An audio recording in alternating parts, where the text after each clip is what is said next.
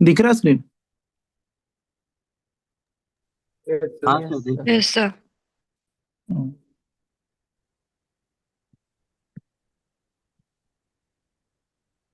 और किन्हीं को कोई डाउट हो, अगर मतलब एडीओ से रिलेटेड या फिर मेन से रिलेटेड, तो आप पूछ सकते हैं। Sir, just one query, like for time management, okay? So let's say GS1 and GS2 में the 8 marker को 8 and 7 marker and जो 38 marker के को है, कितना कितना टाइम देना चाहिए, मतलब आइडियली एम करना चाहिए एग्जाम पॉइंट ऑफ व्यू से?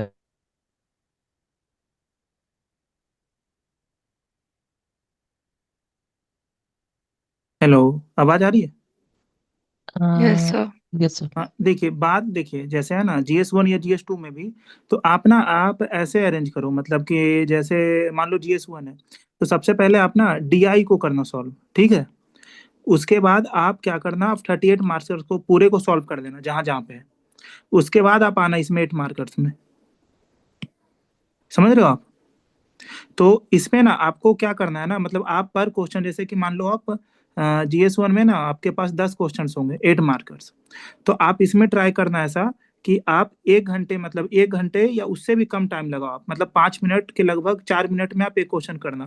क्योंकि जैसे एक है ना कि आप जैसे पूछ रहे हो पर क्वेश्चन कितना टाइम देना, आप ना ये जो 38 मार्कर्स और 8 मार्कर्स है ना, इसमें आपको ट्रेड ऑफ करना पड़ेगा। आपको 38 में थोड़ा ज्यादा टाइम देना है, 8 में कम देना है। तो आप 4 से 5 मिनट में एक क्वेश्चन कोशिश करना लिखने की, 8 मार्कर्स। समझ गए आप? यस, हम्म। समझ गया। अभी आप 6 मिनट 7 मिनट लो, कोई दिक्कत नहीं है, पेपर में मतलब हो जाता है। इसीलिए इसीलिए जो हम लोग आपको 8 मार्कर्स बताते हैं ना, उसमें आपको हम बताते हैं कैसे करके आप, अगर इंपॉर्टेंस आ रहा है तो ऐसे करके आप लिख दो। समझ रहे हो आप? या अगर आपको फंक्शंस आ रहा है तो आप ऐसे करके लिख दो। जैसे कि मान लो आपसे लिमिटेशंस पूछ रहा है, तो आप ऐसे करके लिमिटेशंस यहाँ पे लिख दिए ऐसे, और पॉइंट्स बना दिए। तो इससे ना आप समझ रहे हो 3 मिनट में आप पूरा कर सकते हो 2 पेज। और इसमें आपके 4.5 नंबर मिल जाएगा, इससे ज्यादा तो मिलता भी नहीं है। 4.5 हाईएस्ट, बहुत कम को 5 मिलता है। तो उससे मतलब आप ऐसे टाइम आपको बचाना होगा। क्योंकि जिन्होंने भी 78 दिया है ना, उनसे आप पूछना, वो लास्ट में ना 8 मार्क्स से 1 2 क्वेश्चन ना, वो 3 मिनट 4 मिनट बचता है ना, तो उन्हें 2 क्वेश्चन लिखने पड़ते हैं लगभग लोगों को। ना ओके, सर, समझ इसी में गया। मेरा एक क्वेश्चन था। हाँ। जो आपने बोला वो सही है 70th में सर। और एक हम्म। मतलब 70th में एक और प्रॉब्लम आए थे कि सर डीआई को लेकर के कि जो पेज का जो शॉर्टेज हो गया था, हाँ। बिकॉज इसमें कि इलेबोरेट करके लिखना, मतलब स्टेप वाइज मार्किंग के वजह से। हाँ। तो सर उसको फिर कैसे टैकल करें, क्योंकि उसका तो वो जो शीट होता है वो काफी छोटा सा रहता है, और बट उसमें आपको स्टेप में भी लिखना है, तो फिर उसको उसके लिए क्या करें जो 70th में प्रॉब्लम आया हुआ है। हाँ, देखिए ये ना ये दोबारा नहीं आएगा प्रॉब्लम, ऐसा होता कभी कभी आता है, समझ रहे हैं आप? तो इसका अच्छा। जो सबसे अच्छा तरीका है ना कि आप अपने स्टेप्स को मतलब कि कम मत करिए, स्टेप्स को जैसे लिखा लिखा। जो आपने टेबल जो बनाया होगा ना, ये आपने बनाया जी होगा ना, जी सर। तो मेरे हिसाब से आपने 2 टेबल बनाया होगा, जिसमें आपके हाँ सर, पेज जो मतलब हाँ, दो डीआई का तो जो क्या था, मतलब सर एक मतलब उसमें मेरे साथ क्या हुआ था ना कि हम्म। ई नंबर का जैसे कि लास्ट में बचा ना, तो उसके लिए मेरे पास इतना कम स्पेस बचा है कि मतलब जैसे तैसे करके मतलब मैंने उसको सॉल्व कर दिया बस। हाँ, वो क्वेश्चन आपने सॉल्व किया होगा ना, जो रेशियो निकालना था ई में, वो वाला क्वेश्चन। सर अभी एग्जैक्टली तुमको ध्यान में नहीं आ रहा है, क्वेश्चन देखने से बता सकते हैं। और हाँ तो मतलब जो मतलब स्पेस था ना सर, मतलब कि जैसे कि मतलब काफी मतलब बहुत कम था इस बार का, जैसे पेज उसके हिसाब से डीआई के हिसाब से। हाँ, मुझे याद है, मतलब एक इधर दिया था, एक इधर दिया था, फिर बैक में एक इधर और लास्ट में एक इधर दिया था, इतना ही पेज दिया था, मुझे याद है, हाँ। बस जी सर। हाँ। हाँ। तो बहुत लोगों का ऐसा हुआ, रफ में उन्होंने बनाया, बहुत लोगों के साथ ऐसा हुआ। तो इसमें ना आप यही करना ना, आप टेबल में बता सकते हो। जैसे कि मुझे याद है क्वेश्चन जो सबने अटेम्प्ट किया था, उसमें दो फैमिली या कुछ एक्स बाई का बात था। उसमें लोगों ने क्या किया कि यहाँ पे उन्होंने डिग्री लिख दिया, जी फिर यहाँ पे उन्होंने उसे कैलकुलेट किया, कुछ था ना ऐसा क्वेश्चन, मुझे जहाँ तक याद है। तो इसमें आप क्या कर सकते हो ना कि आप टेबल छोटा बना सकते हो। और दूसरी चीज है, एक चीज जो मैं आपको डीआई में मैं सबको बताता हूँ, कि आपको जो मार्क्स मिलते हैं ना, जी। वो आपके ABCD में जो आंसर आप लाते हो ना, उस पे मिलते हैं, पहली बात। तो जैसे कि अगर आप, मतलब मैं एग्जांपल दे रहा हूँ आपको, आप कर रहे हो ना 10 × 10 × 5 कर रहे हो, ठीक है। उसके नीचे जी आप कर रहे हो 100 × 5, उसके नीचे कर रहे हो 500, कर रहे हो आप, ऐसा करते हैं लोग। तो आपको जैसे कैलकुलेटर यूज करना है ना, तो आप इस जगह को बचा सकते हो, सीधा यहाँ पे आप 500 लिख सकते हो। जी समझ रहे सर, हो आपको कहाँ कहाँ जगह बचाना है? समझ रहे सर। हाँ। आप ना स्टेप्स लिखने में मत करो, दूसरा जगह कहाँ जगह बचाना है, जहाँ पे हम लोग लिखते हैं ना, जैसे कि क्वेश्चन पूरा, जैसे हम लोग लिख सकते हैं सीधा रिक्वायर्ड रेशियो इक्वल टू हाँ कुछ जी। भी आ गया, समझ रहे हैं? जी उसके नीचे फिर हम लोग लिखते हैं हेंस, क्वेश्चन पूरा उतारते हैं और फिर लिखते हैं द रेशियो इज 9:8 जैसे आता है ना। इसे आप यस इसे चाहे तो आप मतलब नहीं लिख सकते, रिक्वायर्ड रेशियो लिखकर यहाँ पे आंसर लिखकर आप छोड़ सकते हैं। अच्छा, वो पोर्शन को स्किप करने से आपका मतलब मार्क नहीं कम करेगा नहीं मतलब वो नहीं नहीं नहीं, आप आंसर ले आए ना, कोई दिक्कत नहीं है ना। आप वहाँ पे बस उसे जैसे कि जो भी आपने आंसर लाया ना उसे आप ऐसे ऐसे कर दो उसे, ठीक है, बाउंड्री बना दो उसके चारों तरफ और वहाँ हाँ पे सर वो आंसर तो लिख दो ऐसे। हाँ। यस सर हम्म यस सर हम्म। तो यही तरीका है। और ना स्टेप से मत आप काटो, मतलब लास्ट में आप जो कंक्लूजन लिख रहे हो उसमें लिखो, अगर जगह कम है तब करना। ये जगह कम वाला वो बीपीएससी की गलती थी। बहुत लोग बीपीएससी मिलने भी गए थे तो उन्होंने बोला, मतलब ऐसा कोई इंटेंशनल नहीं था, वो अब हो गया। आगे से वो नहीं होगा, मतलब बीपीएससी को बहुत मेल गया, लोग मिलने भी गए थे, तो आगे से ऐसा कोई दिक्कत आएगा नहीं। और किन्हीं को कोई डाउट?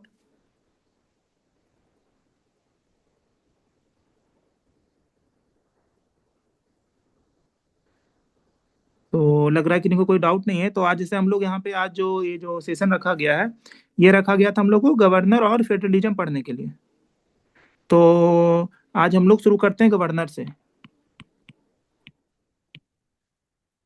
तो सबसे पहले ये मैं बताना चाहूंगा कि चलिए कोई आप बताइए इसमें से कि मानिए गवर्नर पे आप पे क्वेश्चन आ गया, तो आप उस क्वेश्चन को मतलब क्या क्या आप चाहते हैं। जैसे जो सबसे कम है ना, जीएस 2 में जो मार्क्स कम आते हैं ना, ये पॉलिटी वाले पोर्शन में नंबर बहुत कटते हैं।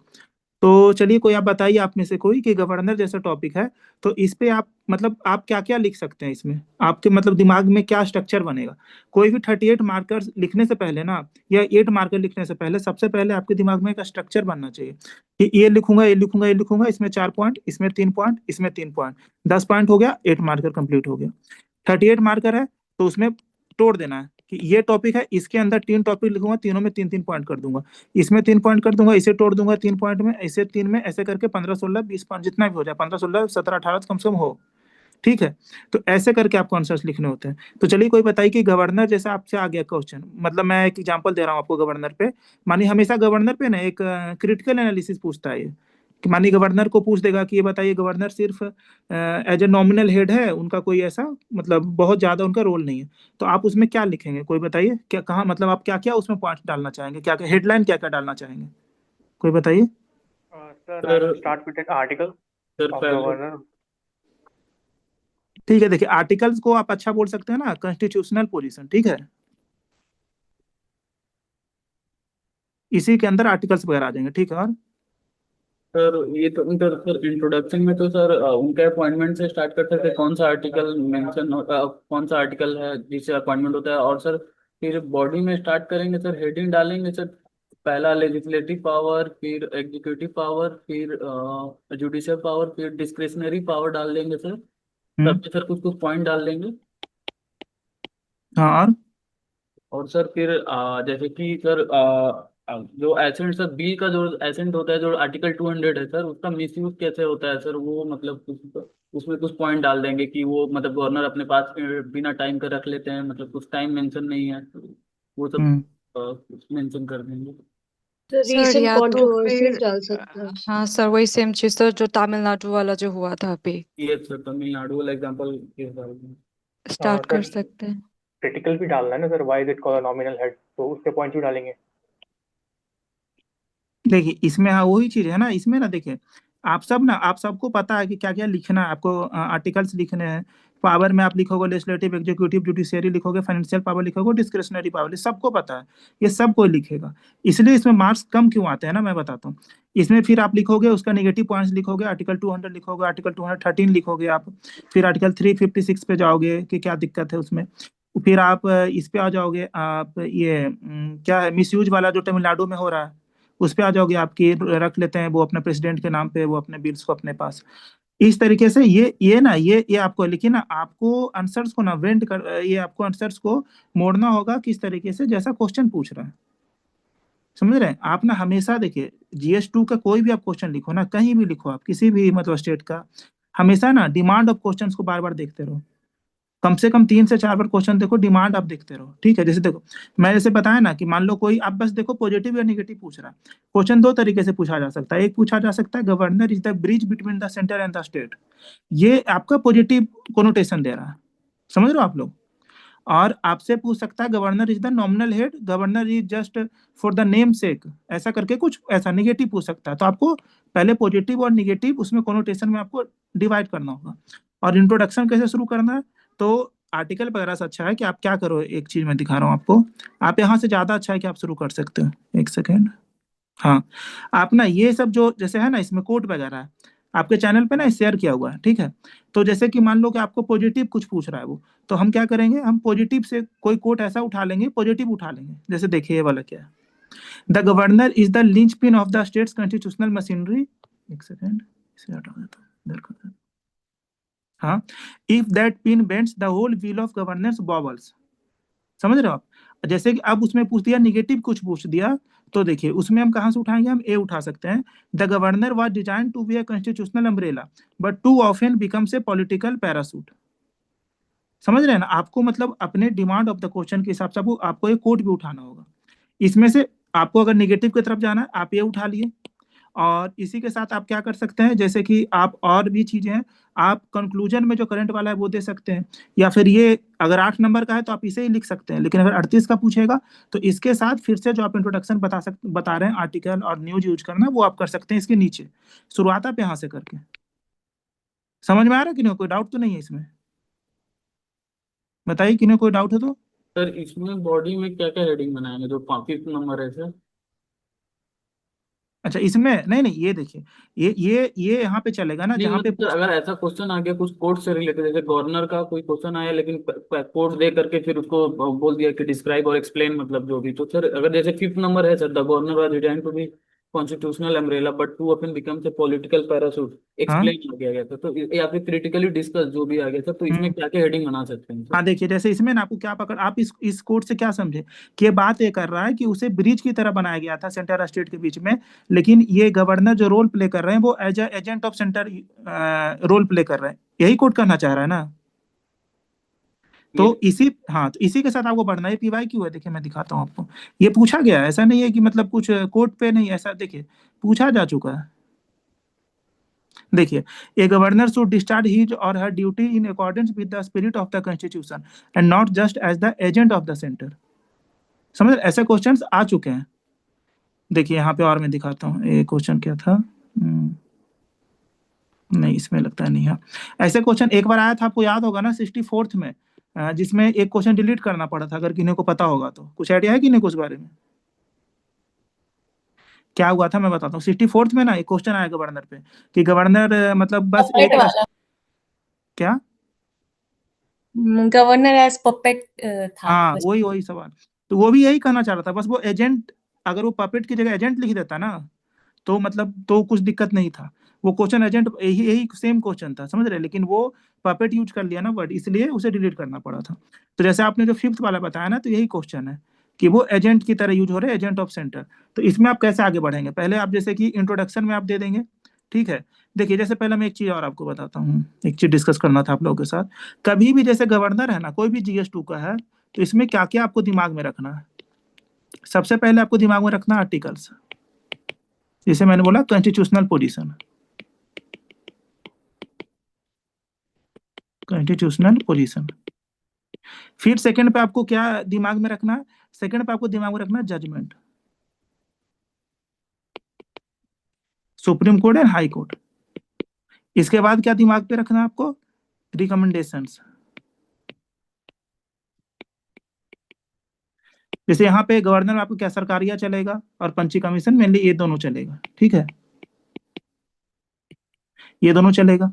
और फिर लास्ट में क्या है, लास्ट में है कि जैसे जो हमारे जो कॉन्स्टिट्यूशनल में कॉन्स्टिट्यूशनल जब कॉन्स्टिट्यूशन जब बन रहा था, तो उस समय जो कॉन्स्टिट्यूएंट असेंबली में थे उन्होंने क्या कमेंट किया था, या BR अम्बेडकर ने क्या कमेंट किया, या किसी और विदेश में जो लोग जो होता है फॉरेन वाले जो कमेंट करते हैं हमारे कॉन्स्टिट्यूशन, उन्होंने क्या बोला, ठीक है।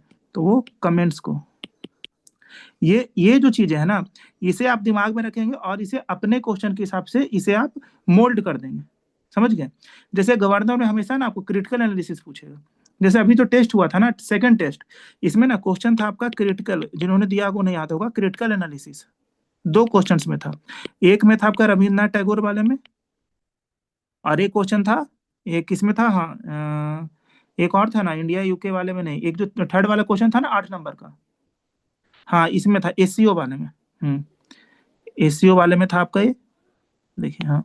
तो इसमें ना लोग बहुत बहुत मतलब बहुत ही कम ऐसे कॉपीज है ना जिसमें क्रिटिकल एनालिसिस है।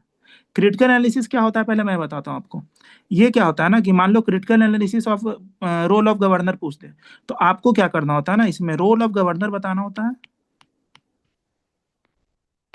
जैसे मान लो आपको बताना होगा इसमें लेजिस्लेटिव रोल क्या है, ठीक है, रोल या पावर जो भी पूछ दे, तो लेजिस्लेटिव रोल या लेजिस्लेटिव पावर में आपको जाना है। और इसमें आपको बताना है इसमें गलतियां क्या क्या है। लोग मतलब ऐसा आप लोगों का मैंने कॉपी देखा, आप लोग लिख रहे थे ना जैसे लेजिस्लेटिव रोल आप लिख दिया, नहीं नहीं, इसमें आपको बताना है कि लेजिस्लेटिव रोल गलत कैसे है। मतलब बनाया तो अच्छे के लिए गया था, लेकिन आपको क्रिटिसाइज करना है कि इसमें क्या क्या लूप होल है, कैसे कैसे ये गलत तरीके से यूज किया जा रहा है इंडियन कॉन्स्टिट्यूशन के अंदर। तो आपको इस पे लिखना होता है। तो हमेशा ना इस पे मैंने देखा जीएस2 में जो कम मार्क्स लाने का सबसे बड़ा वजह है कि कभी भी जो इसमें हमेशा ना क्रिटिकल एनालिसिस करके थोड़ा सा रहता है दिया हुआ क्वेश्चन में, 2-3 पार्ट रहेगा, एक पार्ट में दिया रहेगा, उसमें ना हमेशा लोग क्या करते हैं ना वो पॉजिटिव ही लिख के चले आते हैं। जैसे एक मुझे याद है ना 68 या 69 में इलेक्शन कमीशन पे आया था ऐसा क्वेश्चन, उन्होंने सबको 19-20 दे दिया था बीपीएससी वालों ने, लेकिन जिन्होंने उस पर कुछ था कमेंट करना था, नेगेटिव कुछ था, ये क्रिटिकल कुछ करके था वो क्वेश्चन, तो जिन्होंने क्रिटिसाइज सही में किया उन्हें वो 24 तक आया था नंबर उसमें। तो ये यहीं पे आपको ना यहीं पे आपको स्कोर करना होता है। तो जब भी क्रिटिकल एनालिसिस हो मैं इसमें बताऊंगा, इसमें नोट्स में डाला हुआ है इसी के लिए। तो कैसे आपको उसमें लिखना है, क्योंकि आपको क्रिटिसाइज करना है, ऐसा नहीं आपको बस लिख देना है फैक्ट, नहीं, क्रिटिसाइज करना है कि गलत क्यों है वो। तो अभी आप समझ गए कि आपको क्या क्या इसमें आंसर्स में लिखना है। कोई भी आर्टिकल्स आपको पता होना चाहिए, जजमेंट पता होना चाहिए, रिकमेंडेशन पता होना चाहिए, और अगर कोई कमेंट है किसी मतलब कि किसी क्या आप बोल सकते हो पॉलिटिकल एडवाइजर है जो भी हो, पहले कंस्टिट्यूएंट असेंबली के जो भी लोग थे पहले वाले लॉयर थे जो भी थे उनका हो तो वो आप करो, ठीक है, या फिर कोई कमेंट कर रहे हैं बाहर के लोग। हाँ, तो चलिए शुरू करते हैं इसमें। आपका सबसे पहले देखिए, जैसे कि मान लो कि अगर कोई 8 नंबर का सवाल आ रहा है, तो सबसे पहले क्या कॉन्स्टिट्यूशनल पोजीशन, पहले आप कोर्ट से शुरू करेंगे या फिर आप इसमें डायरेक्ट यहाँ से भी शुरू कर सकते हो कि governor is the nominal executive head of the state representing the union with in the federal structure. यहाँ से आप शुरू कर सकते हैं, ज्यादा अच्छा 8 नंबर वाले कोर्ट से शुरू करिए, क्योंकि देखिए इंट्रोडक्शन ऐसा होना चाहिए ना आपका किसी भी सवाल में जिसमें कि आप एग्जामिनर बहुत सारे कॉपीज को देख रहा है, 20 कॉपी 30 कॉपी वो देख रहा है एक दिन में। तो ऐसा आप लिखे ना जिसपे आप मतलब कैच कर सको, उसके कंसंट्रेशन को आप कैच कर सको, कि आपके कॉपीज को देखकर उसे लगे कि कुछ पढ़ने लायक है इसमें। क्योंकि वो ना जैसे हम लोग, जैसे मैं भी देख रहा था आपके कॉपीज को, लगा कॉपीज को मैं देख रहा था, तो जिसमें ना बहुत बहुत ऐसा ना आपको मिल जाता है, शुरू में कोई डायग्राम मिल जाए या तो उसे मन करता है कि पढ़ो, लेकिन बाकी सब में सेम आंसर मिलेगा ना, सेम आर्टिकल इससे शुरू किए ऐसे किए, तो वो मतलब एक आपका एवरेज मार्किंग हो जाता है। तो बीच में ना ऐसा कोई कोड डाल दो या कोई डायग्राम बना दो ऐसा, जैसे जैसे मैं बता रहा हूँ, जैसे आप ऐसा बना सकते हो, इधर यूनियन बना दिए, इधर स्टेट बना दिए, और बीच में यहाँ पे ऐसे दिखा दिए ब्रिज। अब ब्रिज क्या है, ये गवर्नर है, समझ गए। ये जस्ट आपका इंट्रोडक्शन के नीचे दिख जाएगा ना, मतलब तो आप समझ रहे हो, मतलब ये ना ये आई कैचिंग हो जाएगा, मतलब एग्जाम जो आपको चेक कर रहा है उसके लिए। तो ऐसे करके आपको बनाना होगा, ठीक है। जैसे इसी में आपको बता रहा हूँ कॉन्स्टिट्यूशनल पोजीशन लिखना, तो आप एक काम कर सकते हो, इसमें डायरेक्ट आर्टिकल लिख सकते हो, या फिर इसमें आप ऐसे बना सकते हो, कॉन्स्टिट्यूशनल पोजीशन कर दो आप यहाँ पे, और इसमें लिख दो आर्टिकल 153 से 162 क्या है, 155 क्या। तो ऐसे करके आप करोगे तो आराम से आपका जो है वो ज्यादा, मतलब 1-2 ही नंबर का खेल होता है जीएस2 में। ऐसा ही आप एक एक नंबर करके ना अगर 140 150 के राउंड पहुंच गए ना, तो मानो आपका रैंक लग चुका है। तो ये चीज होता है। तो देखिए सबसे पहले हम शुरू करते हैं यहाँ से, फिर हम आर्टिकल्स पे आएंगे। क्या क्या 153 to 162 है, इसमें क्या लिखना है आपको, एस्टैब्लिश ऑफिस एंड पावर्स के बात होता है यहाँ पे, ठीक है। फिर क्या 155 में अपॉइंटमेंट बाय प्रेसिडेंट, अपॉइंटमेंट का बात हुआ। 156 है टेन्योर का बात करता है। 157 158 क्वालिफिकेशन बात करता है कि कौन बन सकते हैं, ठीक है। इसमें आपको अब याद कैसे रखना है, तो आप क्या करो ना, आप ये आर्टिकल्स मतलब बस ये याद कर लो, जैसे इसमें आपका प्री में भी काम आता है, मेंस में भी काम आएगा, कि कहाँ पे आपका क्वालिफिकेशन का बात हुआ, कहाँ अपॉइंटमेंट का बात हुआ। और ज्यादा अच्छा तो मैं ये बोलूंगा ना कि आप इसका आर्टिकल जो है ना गूगल से आप इसे पढ़ा करो, 155 क्या है तो क्या बोलता है, आप एक बार देख लोगे ना तो आपके दिमाग में वो याद रह जाएगा। तो ऐसा करके 155 में क्या बोला जा रहा है, 156 में मतलब क्या लीगल लैंग्वेज क्या है, वो आप एक बार देख लिया करो, तो ऐसा आपको याद हो जाएगा। फिर हम बात करेंगे यहाँ पे फंक्शंस का बात करेंगे। फंक्शंस में क्या है कि सिंबॉलिक एड होता है, acts on aid and advice of the council of ministers. ये कौन सा केस है बताइए? Aid and advice on council of ministers, एक केस मुझे याद आता है इससे, बताइए कौन सा केस, किन्हीं को पता है बताइए? हेलो, सुन रहे हैं आप लोग? Yes, sir. We हाँ, are कोई केस बताइए, कौन सा केस है इस पे? So this is Samsher Singh case. कौन I'm सा? not wrong. Samsher Singh case. हाँ, वही Shamsher Singh versus state of Punjab, समझ गए? हाँ, तो वो उस पे, डिस्क्रिशनरी पावर वाला। हाँ हाँ, उसी पे आया था कि आपको एड एंड एडवाइस पे काम करना है, जो है ना council of ministers. Yes sir. हाँ, उसमें आया था। तो ऐसे आपको ऐसे याद करना है ना कि आपने देखा तो आपके दिमाग में उधर Shamsher Singh versus state of Punjab चलना चाहिए पीछे। नोट्स में है, उसका आपको चिंता करने की जरूरत नहीं है, वो नोट्स में है। मतलब ऐसे आपको याद होना चाहिए। फिर देखिए आपका क्या, इंश्योर्स कॉन्स्टिट्यूशनल कंटिन्यूटी, ये प्रेसिडेंट में भी ये आता है। फिर bridge between centre and state, इसी चीज को आप, जो मैंने अभी डायग्राम बनाया था, ऐसे आप दिखा सकते हो, ठीक है। फिर देखिए आते हैं हम लोग पावर्स ऑफ द गवर्नर। ये कब आपको बनाना है? जब 8 नंबर का सवाल आएगा। 8 नंबर में आपको ऐसा लिख देना है ना कि वो जब पढ़े ना तो उसे लगे कि मैंने पूरा एक होलसम मैंने आंसर पढ़ लिया है। एग्जामिनर को, मतलब चेक करने वाले को, जो आपको कॉपी इवेलुएटर है, उसे लगना चाहिए कि एक होलसम आंसर है। जैसे देखिए पावर्स में आपको याद क्या करना है, याद आपको क्या क्या रखना है, एकदम एकदम याद होना चाहिए। Legislative, executive, judicial, financial, discretionary. ये ना, मतलब कि कभी भी कोई पूछे आपको याद होना चाहिए। अगर आपको ऐसे याद है ना तो आप लिख दोगे कुछ ना कुछ अंदर। जैसे देखिए एग्जीक्यूटिव पावर्स में क्या है, आर्टिकल पहले मेंशन करना है आपको। फिर क्या है कि सीएम को अपॉइंट करता है, मिनिस्टर्स को अपॉइंट करता है, एडवोकेट जनरल को अपॉइंट करता है। All executive actions in governors name, ये आपने पढ़ रखा है, प्री के हिसाब से पढ़ रहा है, बस इसे आपको आंसर में लिखना है, ठीक है, पॉइंट वाइज, समझ गए? जैसे 2019 का हंग असेंबली जो हुआ था महाराष्ट्र में, इसमें यही चीज हुआ था, समझ रहे हो आप? कि उसमें ये हुआ था कि यहाँ पे इसने एग्जीक्यूटिव पावर जो था सीएम और मिनिस्टर्स को जो अपॉइंट करने का है, इसी को यूज हुआ था। और उन्होंने वो जो महाराष्ट्र में जो हंग असेंबली के बाद जो नया सीएम को अपॉइंट किया, ये सब जो चला था, बहुत जो फैसद चला था वहाँ पे। अब देखिए लेजिस्लेटिव पावर्स क्या है।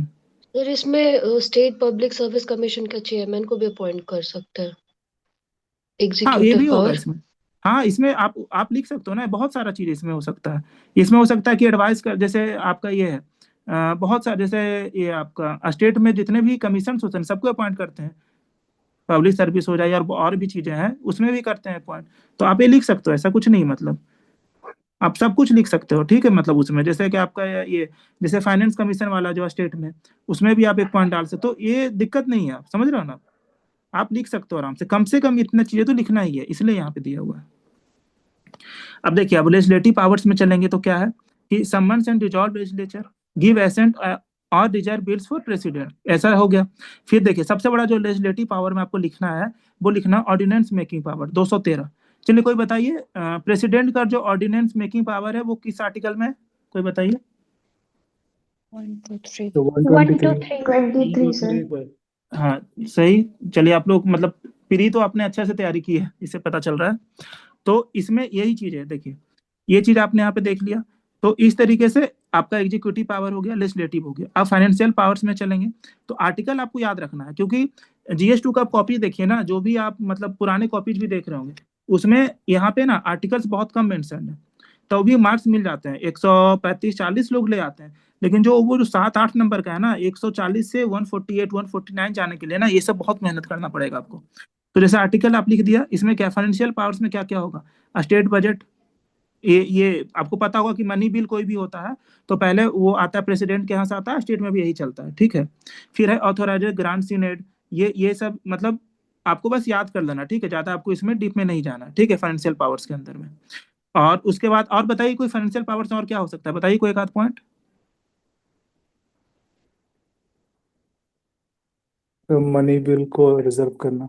वो लिख देंगे, हाँ वो चीज है कि मनी बिल, मतलब पहले पहले उनके मतलब रिकमेंडेशन पे मतलब आता है, ऐसा करके, हाँ। प्रेसिडेंट्स के कंसिडरेशन पे। हम्म और बताइए, एक मनी बिल का पॉइंट हो जाएगा। देखिए आपको ना ये लिखना सीखना, याद तो आप कर ही लोगे, याद करना बहुत बड़ी चीज नहीं, सब याद कर ले रहे हैं। मतलब आपको क्या लग रहा है जितने लोग मेंस दे रहे हैं उन्हें याद नहीं, याद वो कर रहे हैं। बस यही है ना कि जब वो क्वेश्चन चेंज होगा ना थोड़ा सा, और आप जब ऐसे ब्रेन स्टॉर्म कर लोगे ना, जैसे लाइव क्लासेस में या जब हम लोग डिस्कशन करते हैं ना, तो आप उस डिमांड ऑफ क्वेश्चन को फुलफिल करने के लिए खुद को चेंज कर लोगे, और उसी हिसाब से ना आपके जो मार्क्स है ना वो 2-3 मार्क्स ज्यादा आएंगे। जो रट कर जाएंगे वो सेम चीज लिख देंगे, लेकिन आप उसे बेंड कर दोगे अपने हिसाब से, क्वेश्चन के हिसाब से। यही आपको सीखना है। जैसे देखिए जुडिशियल पावर्स में क्या है, इसमें आपका वो जुडिशियल पावर्स में हो जाएगा आपका पार्डनिंग वाला, ठीक है। इसमें क्या है, रिप्राइव करते हैं, रिमिशन करते हैं, ठीक है। ये सब जो चीजें हैं वो आपका जुडिशियल पावर्स में आ जाएगा। और बताइए, और जुडिशियल पावर में क्या आ सकता है बताइए।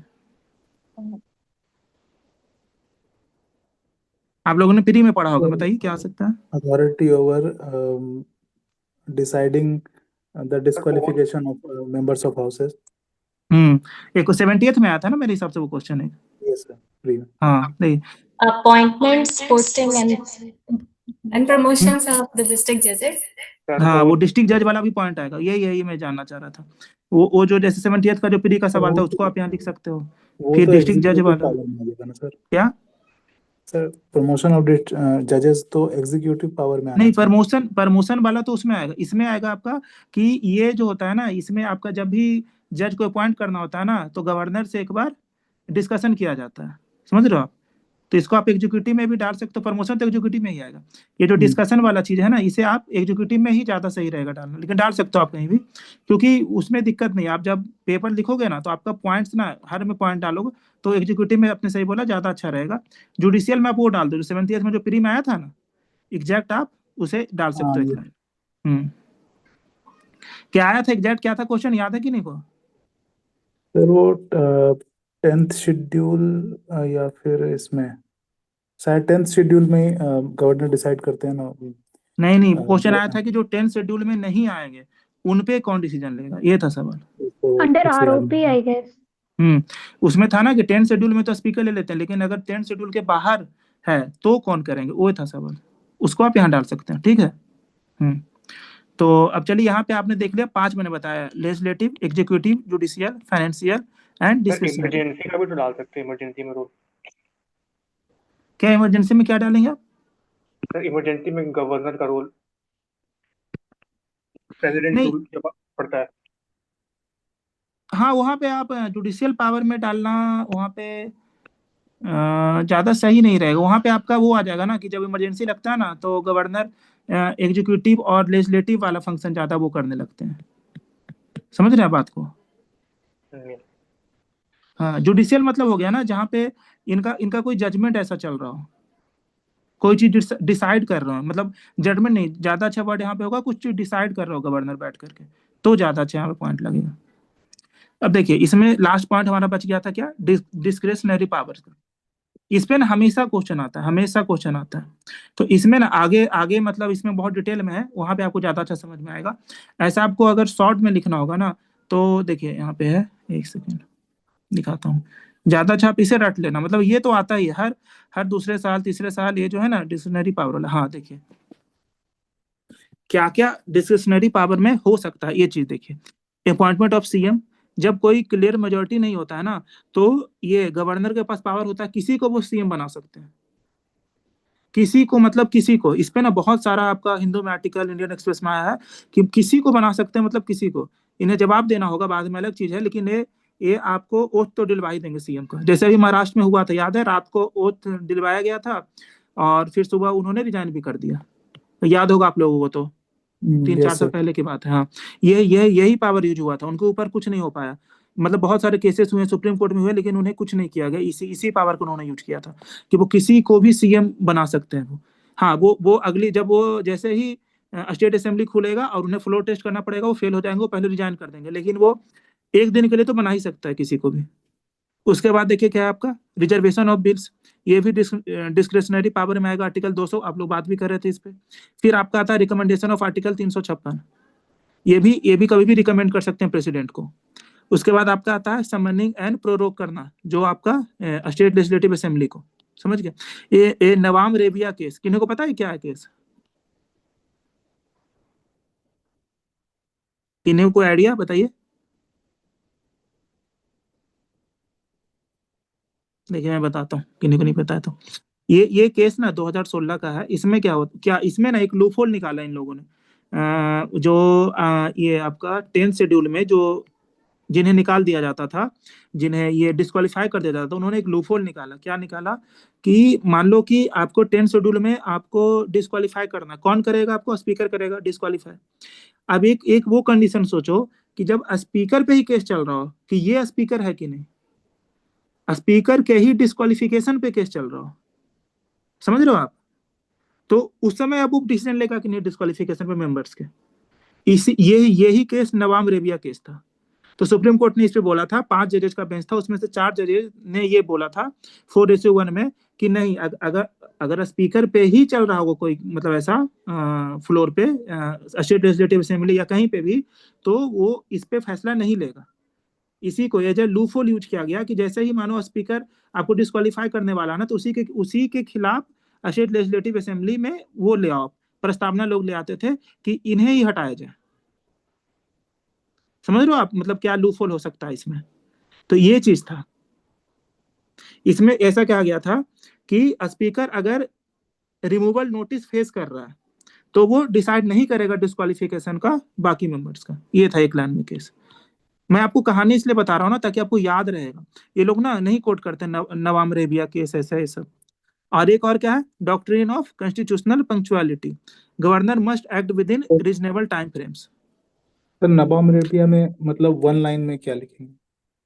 1 लाइन में आप सीधा लिखना कि इसमें ये जजमेंट था कि this judgment stop the speaker facing removal notice from deciding disqualification period against members of the legislature under 10th schedule anti defection law. समझ गए एक लाइन? गवर्नर का जिक्र इसमें नहीं आया। अरे नहीं, देखिए इसमें क्या है ना, देखिए आपको बता रहा हूँ मैं। इसमें गवर्नर के खिलाफ क्या हुआ था मैं बता रहा हूँ। इसमें क्या हुआ था, नहीं पूरा केस क्या था मैं समझाता हूँ।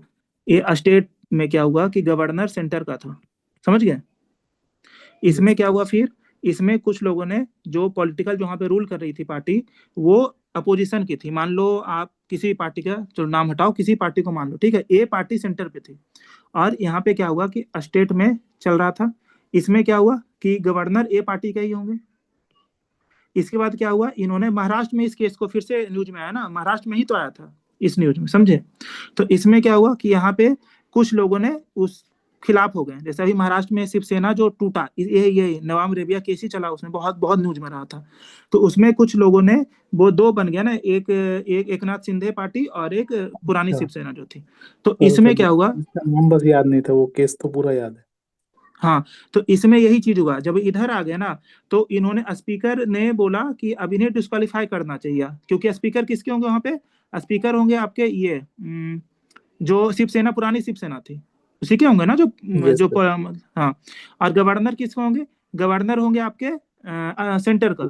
समझ रहे हो ना क्या दिक्कत आ रही है? यस यहीं पे दिक्कत आया कि गवर्नर ने कहा ठीक है आपके पास है तो आप आओ, मैं आपको शपथ दिला देता हूँ सीएम का। लेकिन अब यहाँ पे हुआ, अब स्पीकर ने बोला कि नहीं, ये तो डिस्क्वालीफाई हो जाएंगे। और जब डिस्क्वालीफाई हो जाएंगे तो फिर नंबर ऑफ टोटल जो जितने, मान लो जैसे बिहार में 243 है, तो मान लो 20 लोग डिस्क्वालीफाई हो गए तो 223 हो गया। फिर अब होगा ना किसके पास है, फिर वो यही लोग जीत जाएंगे जो पुराने वाले थे, क्योंकि वो नंबर कम हो गया पूरा का पूरा। जितने लोग डिस्क्वालीफाई किए थे वो तो 0 हो गए सारे। तो इसी पे केस आया। तो फिर सुप्रीम कोर्ट में नवाम रेबिया के 2016 वाला में क्या हुआ कि इसमें हो गया कि सुप्रीम कोर्ट ने बोला नहीं, अभी गवर्नर इसे डिस्क्वालीफाई, सॉरी स्पीकर अभी डिस्क्वालीफाई कर ही नहीं सकता। क्यों? क्योंकि इन लोगों ने स्पीकर के खिलाफ ही एक वो डाल दिया, उसमें फ्लोर पे ला दिया, रिमूवल नोटिस दे दिया कि क्या स्पीकर को रिमूव करना है। उसके लिए नोटिस आ गया, क्योंकि अब उस पे होगा ना कितने लोग वोट पॉजिटिव में है, कितने नेगेटिव में वोट कर रहे हैं, जैसे वहां पे येस और नो होता है जैसे, यस तो उसमें है। तो अब स्पीकर फैसला ले नहीं पा रहा, गवर्नर बोल रहा है कि ठीक है, जब फैसला ले ही नहीं पा रहे हो तो इसे हम शपथ दिला देते हैं। यहाँ पे आया रोल। अब समझ गए पूरी कहानी को? यस हाँ, तो ऐसे है। तो जैसा क्वेश्चन है ना, आप उसे यूज कर लेना, ठीक है? तो चलिए, इसमें आप समझ गए डिस्क्रिशनरी पावर क्या क्या आप लिख सकते हो, ठीक है?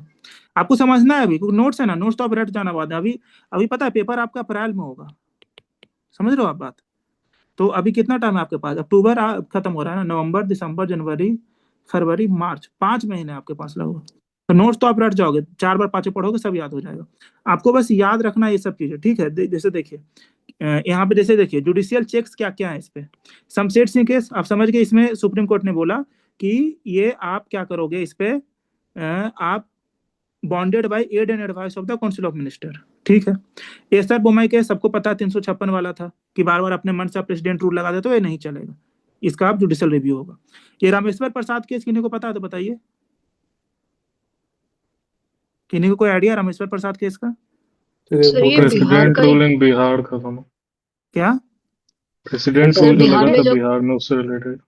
देखिए इसमें देखिए क्या हुआ था ना, रामेश्वर प्रसाद कौन था मैं बताता हूँ इसमें डिटेल में। रामेश्वर प्रसाद जो थे वो बूटा सिंह जो केस है ना सेम है दोनों, समझ गए। तो उसमें जो एक आपको कहीं कहीं बूटा सिंह केस भी लिखा हुआ मिलेगा। ये लगभग कहानी दोनों का बैकग्राउंड सेम ही चलता है, कहानी सेम चलता है, बस केस अलग अलग है। तो इसमें क्या है ना, मतलब इसी में बूटा सिंह केस को मतलब इसको दोनों नाम से इसी में ऐड किया गया था, आई थिंक अलग था या इसी में दोनों को ऐड कर दिया बाद में। इसमें क्या था, रामेश्वर प्रसाद एक एमएलए थे। तो ये कहानी शुरू होता है आपका 2005 के अप्रैल में। अप्रैल 2005 में क्या हुआ कि जो गवर्नर थे यहाँ के, उन्होंने सेंटर को एक चिट्ठी लिखा कि अब आप यहाँ पे जो है, यहाँ पे इलेक्शन के टाइम पे यहाँ पे बहुत ज्यादा पैसे दिए गए हैं, फ्रीबीज बांटे गए हैं और मनी बांटा गया, इसलिए इस इलेक्शन को ही डिसमिस कर दिया जाए, रद्द कर दिया जाए। तो इस पे आपको पता है कि ये कोई बेस नहीं है कि इलेक्शन को मतलब रद्द करने का, ये तो आपको कॉमन सेंस पता है, तो कुछ नहीं हुआ। फिर मई में क्या हुआ, 1 महीने बाद मई में फिर से गवर्नर ने एक चिट्ठी लिखा प्रेसिडेंट को कि यहाँ पे किसी के पास वो नहीं है, मतलब 243 बिहार में सीट था तो 243 का जो मेजोरिटी है वो किसी के पास नहीं है, तो यहाँ पे रद्द कर दिया जाए, प्रेसिडेंट रूल लगा दिया जाए, ठीक है। यहाँ पे बोल दिया गया, ये चला गया यूनियन के पास, यूनियन ने भेज दिया प्रेसिडेंट को, ठीक है, चला गया प्रेसिडेंट के पास। अब यहाँ पे क्या हुआ, इस पे 17 एमएलए थे, वो थे आपके क्या उन्हें बोला जाता है, निर्दलीय जिन्हें बोला जाता है, इंडिपेंडेंट, समझ रहे हैं। उन लोगों ने बोला कि मैं एनडीए को समर्थन दूंगा, वो तैयार थे एनडीए को समर्थन देने के लिए। उसमें नीतीश कुमार सीएम फेस थे यहाँ पे कि मैं एनडीए को समर्थन दे रहा हूँ, और उससे क्या होता है एनडीए सरकार बन जाती, कोई मतलब ये जजमेंट 122 वाला जो है नंबर वो पार कर रहे थे। तो इसमें क्या हुआ कि इन्होंने क्या बोला, इसी बीच जब ये बोल रहे थे कि मैं समर्थन दे रहा हूँ एनडीए को, इसी बीच क्या हुआ कि उसमें बूटा सिंह थे, उन्होंने सीधा ये रिकमेंड कर दिया प्रेसिडेंट रूल, इन्हें इग्नोर कर दिया। जो 17 एमएलए थे ना, इनकी बातों को इग्नोर करके वो कर दिया। इस पे क्या हुआ, रामेश्वर प्रसाद प्लस 2 एमएलए ये चले गए सुप्रीम कोर्ट।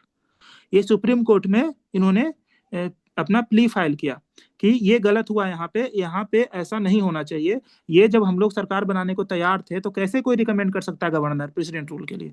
तो सुप्रीम कोर्ट ने बोला ठीक है आपका केस जेन्युइन है, उन्होंने केस को पुट अप किया कि ठीक है इस पे अब सुनवाई होगा।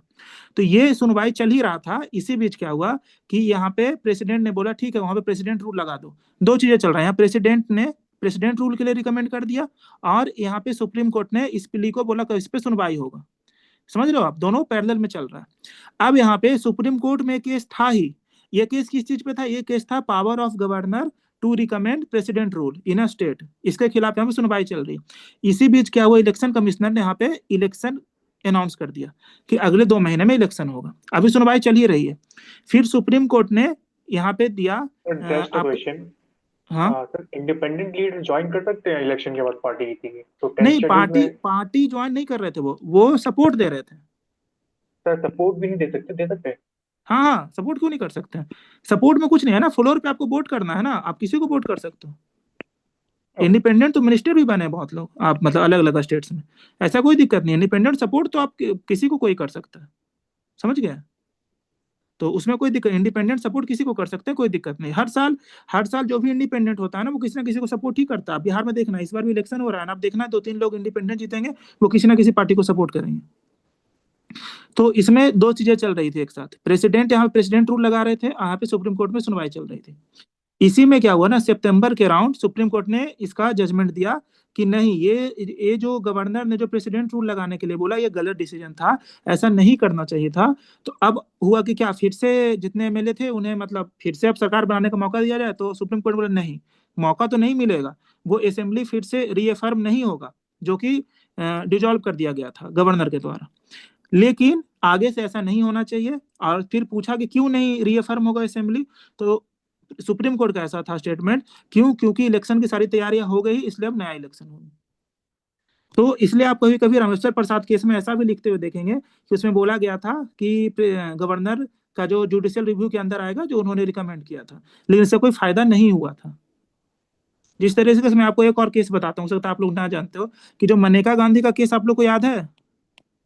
Yes sir, Yes, sir. Article 21 से रिलेटेड। हाँ, वो बहुत फेमस है, लेकिन आपको पता है सच्चाई क्या थी उसमें? कि ये पासपोर्ट के खिलाफ केस हुआ था ना, मनेका गांधी को बाहर जाना था, देश से बाहर, और उनका पासपोर्ट रख लिया यस गया सर। था। हाँ, लेकिन पता है आपको सच्चाई, सुप्रीम कोर्ट ने जजमेंट भी दिया, हम सब पढ़ते हैं, लेकिन उन्हें पासपोर्ट नहीं मिला था। तो ऐसे ही हुआ बिहार में भी सेम केस, कि सुप्रीम कोर्ट ने जजमेंट भी दिया, सपोर्ट भी किया, लेकिन लास्ट में इलेक्शन ही हुआ। तो ये चीजें हैं, आपको जैसे कहानी पता होगा ना, तो आप इसे अपने हिसाब से यूज कर सकते हो, समझ गए आप रामेश्वर प्रसाद सर के सब इलेक्शन हुआ था लास्ट में या नहीं हुआ था? हुआ इलेक्शन हुआ ना, वही तो मैं बता रहा हूँ कि जजमेंट हम पढ़ तो लेते हैं, लेकिन ऑन ग्राउंड ना वो वही होता है, मतलब समझ रहे हो आप? तो बट मैंने पढ़ा था कि असेंबली रिस्टोर हो गई थी वापस से। अरे नहीं, फिर 2005 में ही तो नीतीश कुमार जीत कर बने थे ना दोबारा सीएम, अच्छा। याद नहीं वो? तभी तो नवंबर वाला केस चला ना, पहले मार्च अप्रैल फरवरी वाला चलता था यहाँ पे, तभी से नवंबर चल रहा है अभी तक। तो इसमें यही चीज हो गया। तो अब देखिए तीसरा तमिलनाडु वर्सेस गवर्नर वाला, ये जो अभी चल रहा है, जो अभी केस जिसमें प्रेसिडेंट ने भी बोला, फिर सुप्रीम कोर्ट सुनवाई करे, अभी ये चल ही रहा है केस।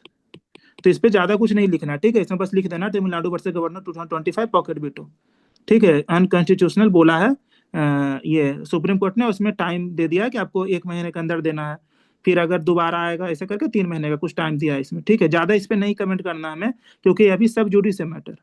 प्रेसिडेंट ने बोला है कि आप बताइए कि किस पे हो सकता है, किस पे नहीं हो सकता है, आप कौन होते हैं टाइम बॉन्ड करने, तो इस पे अभी ज्यादा हम कमेंट नहीं करेंगे, हमें बस कम लिखेंगे, समझ गए? बाकी रामेश्वर प्रसाद, SR बुमाई, शमशेर सिंह, सब आराम से लिख सकते हैं, पूरा एनालिसिस कर सकते हैं उसमें, अगर 38 नंबर का आया तो कोई दिक्कत नहीं है, जैसा क्वेश्चन है। अब देखिए इसके बाद हम क्या बोलेंगे, इसका मैंने बोला था आपको कि कमिटीज के बारे में लिखेंगे, रिफॉर्म्स कमेटी, इसके बारे में लिखेंगे, ठीक है? तो इसमें हम सरकारिया कमीशन को लिखेंगे। सरकारिया कमीशन क्या क्या बोल रहा था? सरकारिया कमीशन ने बोला था कि आप एक काम करिए, जिस स्टेट में है ना, उस स्टेट के बाहर को आप गवर्नर अपॉइंट कर दीजिए। आप जिस स्टेट में गवर्नर को अपॉइंट करने, एक बार सीएम से कंसल्ट कर लीजिए, और ऐसे लोग को आप गवर्नर अपॉइंट करिए ना जो एक्टिव पॉलिटिक्स से कम 2-3 साल के लिए दूर रहे। तो ये सब चीजें उसका रिकमेंडेशन था, नॉन पार्टीशन अपॉइंटमेंट, इसीलिए कि जो एक्टिव पॉलिटिक्स से दूर रहा। फिर सीएम कंसल्टेशन, ऐसा हुआ नहीं, सीएम कंसल्टेशन भी नहीं हुआ, नॉन पार्टीशन भी नहीं हुआ, क्योंकि अभी वही लोग अपॉइंट होते हैं जो बाद में फिर मिनिस्टर ही बनते हैं, फिर वो गवर्नर बनते हैं, तो इसका कोई था नहीं मतलब। फिर पंची कमीशन ने क्या बोला कि फिक्स टेन्योर होना चाहिए, एक लिमिटेड डिस्क्रिप्शन होना चाहिए गवर्नर के पास, एक कोड ऑफ कंडक्ट होना चाहिए जो उसको फॉलो करना चाहिए। सबसे बड़ा बात यहाँ फिक्स टेन्योर का था, इसे बार बार आपको कोट करना, क्योंकि सबसे जो गवर्नर में जो दिक्कत आती है ना, टेन्योर वाली बात आती है कि वो मतलब प्रेसिडेंट के प्लेजर पे इनका अपॉइंटमेंट रहता है, इसलिए। अब देखिए अब क्या क्या रिफॉर्म नीडेड है। Codified timelines for assent reservation, जो कि अभी सुप्रीम कोर्ट में जो सुनवाई चल रही है, जो सब जुडिस मैटर। क्या फिर institutionalise consultation with CM, promote cooperative federalism and constitutional harmony, state and inter state council oversight, ठीक है? इसमें आप मतलब ये सब चीजें ना, सब में जब भी गवर्नर का है ना, आपको बाद में बे फॉरवर्ड में तो आपको यही सब लिखना है कि कोऑपरेटिव फेडरलिज्म को बढ़ाना है, कॉन्स्टिट्यूशनल हार्मनी को बढ़ाना है, फिर आपको इंटर स्टेट काउंसिल ओवरसाइट करना है। ये पॉइंट्स ना आप रट लो, इसमें हम लोगों ने कीवर्ड्स भी दिया नीचे, मैं दिखाऊंगा आपको, ये सब ना कुछ पॉइंट्स को रट कर जाना है, कोई भी क्वेश्चन नीचे लिख देना है, समझ गए? अब देखिए इसमें अभी जो चल रहा है, अभी जो दिक्कतें चल रही है, जिसका कि आप यूज कर सकते हो, इस पे ही क्वेश्चन आएगा, इसे मतलब बेंड करना पड़ेगा आपको अपने हिसाब से। देखिए क्या है इशू, क्या है? पॉलिटिसाइजेशन ऑफ अपॉइंटमेंट रिमूवल, सीधा क्वेश्चन आ सकता है। Withholding assent and delaying bills, जो चल रहा है अभी। मिसयूज ऑफ आर्टिकल 356, फिर ऑर्डिनेंस री प्रोमलगेशन, ये कौन सा केस था? डीसी वाधवा केस, पता है कि नहीं को? बताइए क्या है सर? ऑर्डिनेंस कोई बताइए। Sir, misuse of ordinance. Sir ये भी इसमें बिहार से रिलेटेड है, इसमें बिहार ये का ही सर। अराउंड 10 इयर्स तक के ऑर्डिनेंसेस जितने भी आए थे उसको रीप्रomulgate करते जा रहे थे without the ascent of legislative assembly. इसमें क्या हुआ था ना, 1967 टू 1981, 14 साल में 256 या 270-80, 256 जहाँ मुझे याद आ रहा है, 256-57 इतने मतलब कि इतने प्रोमलगेशंस आए थे, और उन्हें री भी किया गया था, समझ रहे हो आप? तो सुप्रीम कोर्ट ने इसमें बोला था कि ठीक है आप प्रोमलगेट कर सकते हो, आप कोई दिक्कत नहीं है, लेकिन आप जब प्रोमलगेट कर रहे हो आप किसी को, तो उसमें आपको कुछ तो चेंज आना चाहिए ना वर्डिंग्स का, समझ रहे हो आप बात को? इस पे सुप्रीम कोर्ट ने बोला था कि exact same rules and same चीज को बस इसलिए ताकि उस पर बहस ना हो पाए स्टेट लेजिस्लेटिव असेंबली में, उस पर वोटिंग ना हो पाए, इसलिए सेम चीज को वो बार बार ला रहे थे और बार बार मतलब कि वो बाईपास कर रहे थे, इसलिए इस पे आया था। तो इसको अगर आपको डिफाइन करना हो तो आप ये लिख देना कि कोई भी चेंज नहीं हो रहा था, जो एक्ट्स को ये लोग ला रहे थे ना उसमें कोई चेंज नहीं हो रहा था राइटिंग में, बस बार बार उसे फिर से वो पास करा ले रहे थे गवर्नर के थ्रू, ताकि इसे ये आपका स्टेट लेजिस्लेटिव असेंबली के थ्रू ना जाना पड़े, वोटिंग ना हो इस पे। ये था डीसी वाधवा केस। आप नंबर यूज कर सकते हो, अराउंड 250 लिख देना, ठीक है, 250 जो था इसमें। उसके बाद देखिए रिसेंट में क्या क्या है आपका, तमिलनाडु का जो केस है आपका, Supreme Court step down governors indefinite withholding of assent, इसी पे अभी जो केस चल रहा है। फिर आपका केरला में था वीसी रिमूवल कंट्रोवर्सी, ये फिर से अभी न्यूज में आ गया, सितंबर 2025 में फिर से न्यूज में। किन्होंने पढ़ा है अभी न्यूज़पेपर, क्यों न्यूज में है केरल वाला? कोई जो अभी न्यूज़पेपर पढ़ रहे हो? मैं बताता हूँ, इसमें न्यूज में इसलिए है कि इसमें ना एक पैनल बना था कुछ, उस पैनल में ना सीएम को रखना है या हटाना है, उसके लिए बहुत बहुत ज्यादा इस पे फिर बहस शुरू हुआ केरल में, उसी के लिए न्यूज में था। फिर बिहार 2005 का बूटा सिंह वाला, जो मैंने अभी पूरा कहानी सुनाया आपको, रामेश्वर प्रसाद का। तो बूटा सिंह हो गए उस समय के गवर्नर और रामेश्वर प्रसाद हो गए एमएलए, जो 2 एमएलए के साथ लेकर सुप्रीम कोर्ट गए थे। ठीक है, अब आपको कंफ्यूज नहीं होना कि रामेश्वर प्रसाद केस क्या है, बूटा सिंह केस क्या है, आप समझ गए ना पूरे केस को? तो चलिए आपका 8 नंबर का जो भी सवाल आएगा आप उस हिसाब से चलिए देख भी लेते हैं एक आध। क्या है, discuss the power and functions of the governor and his role in Bihar. ये मानिए 8 नंबर में आएगा, तो आप क्या लिखेंगे, कोई बताइए?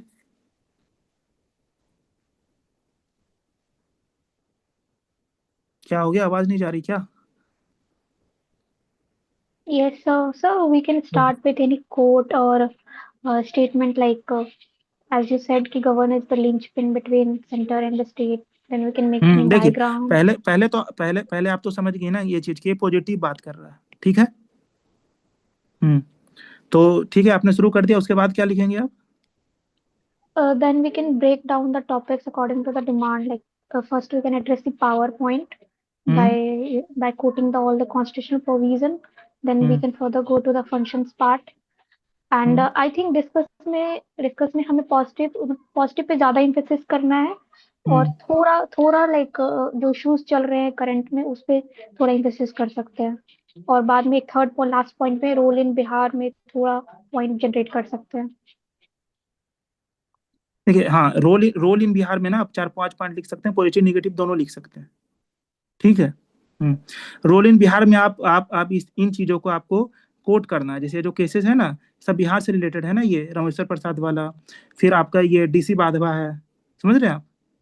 इसे आपको मतलब कोट करना, ज्यादा 8 नंबर ज्यादा को डिटेल नहीं लिखना, बस आप केस का नाम लिख दोगे ना, इसी में एग्जामिनर समझ जाएगा आपको, मतलब सबको 3.5 दे रहा होगा ना तो आपको वो 4.5 दे देगा, बस यही करना, ठीक है।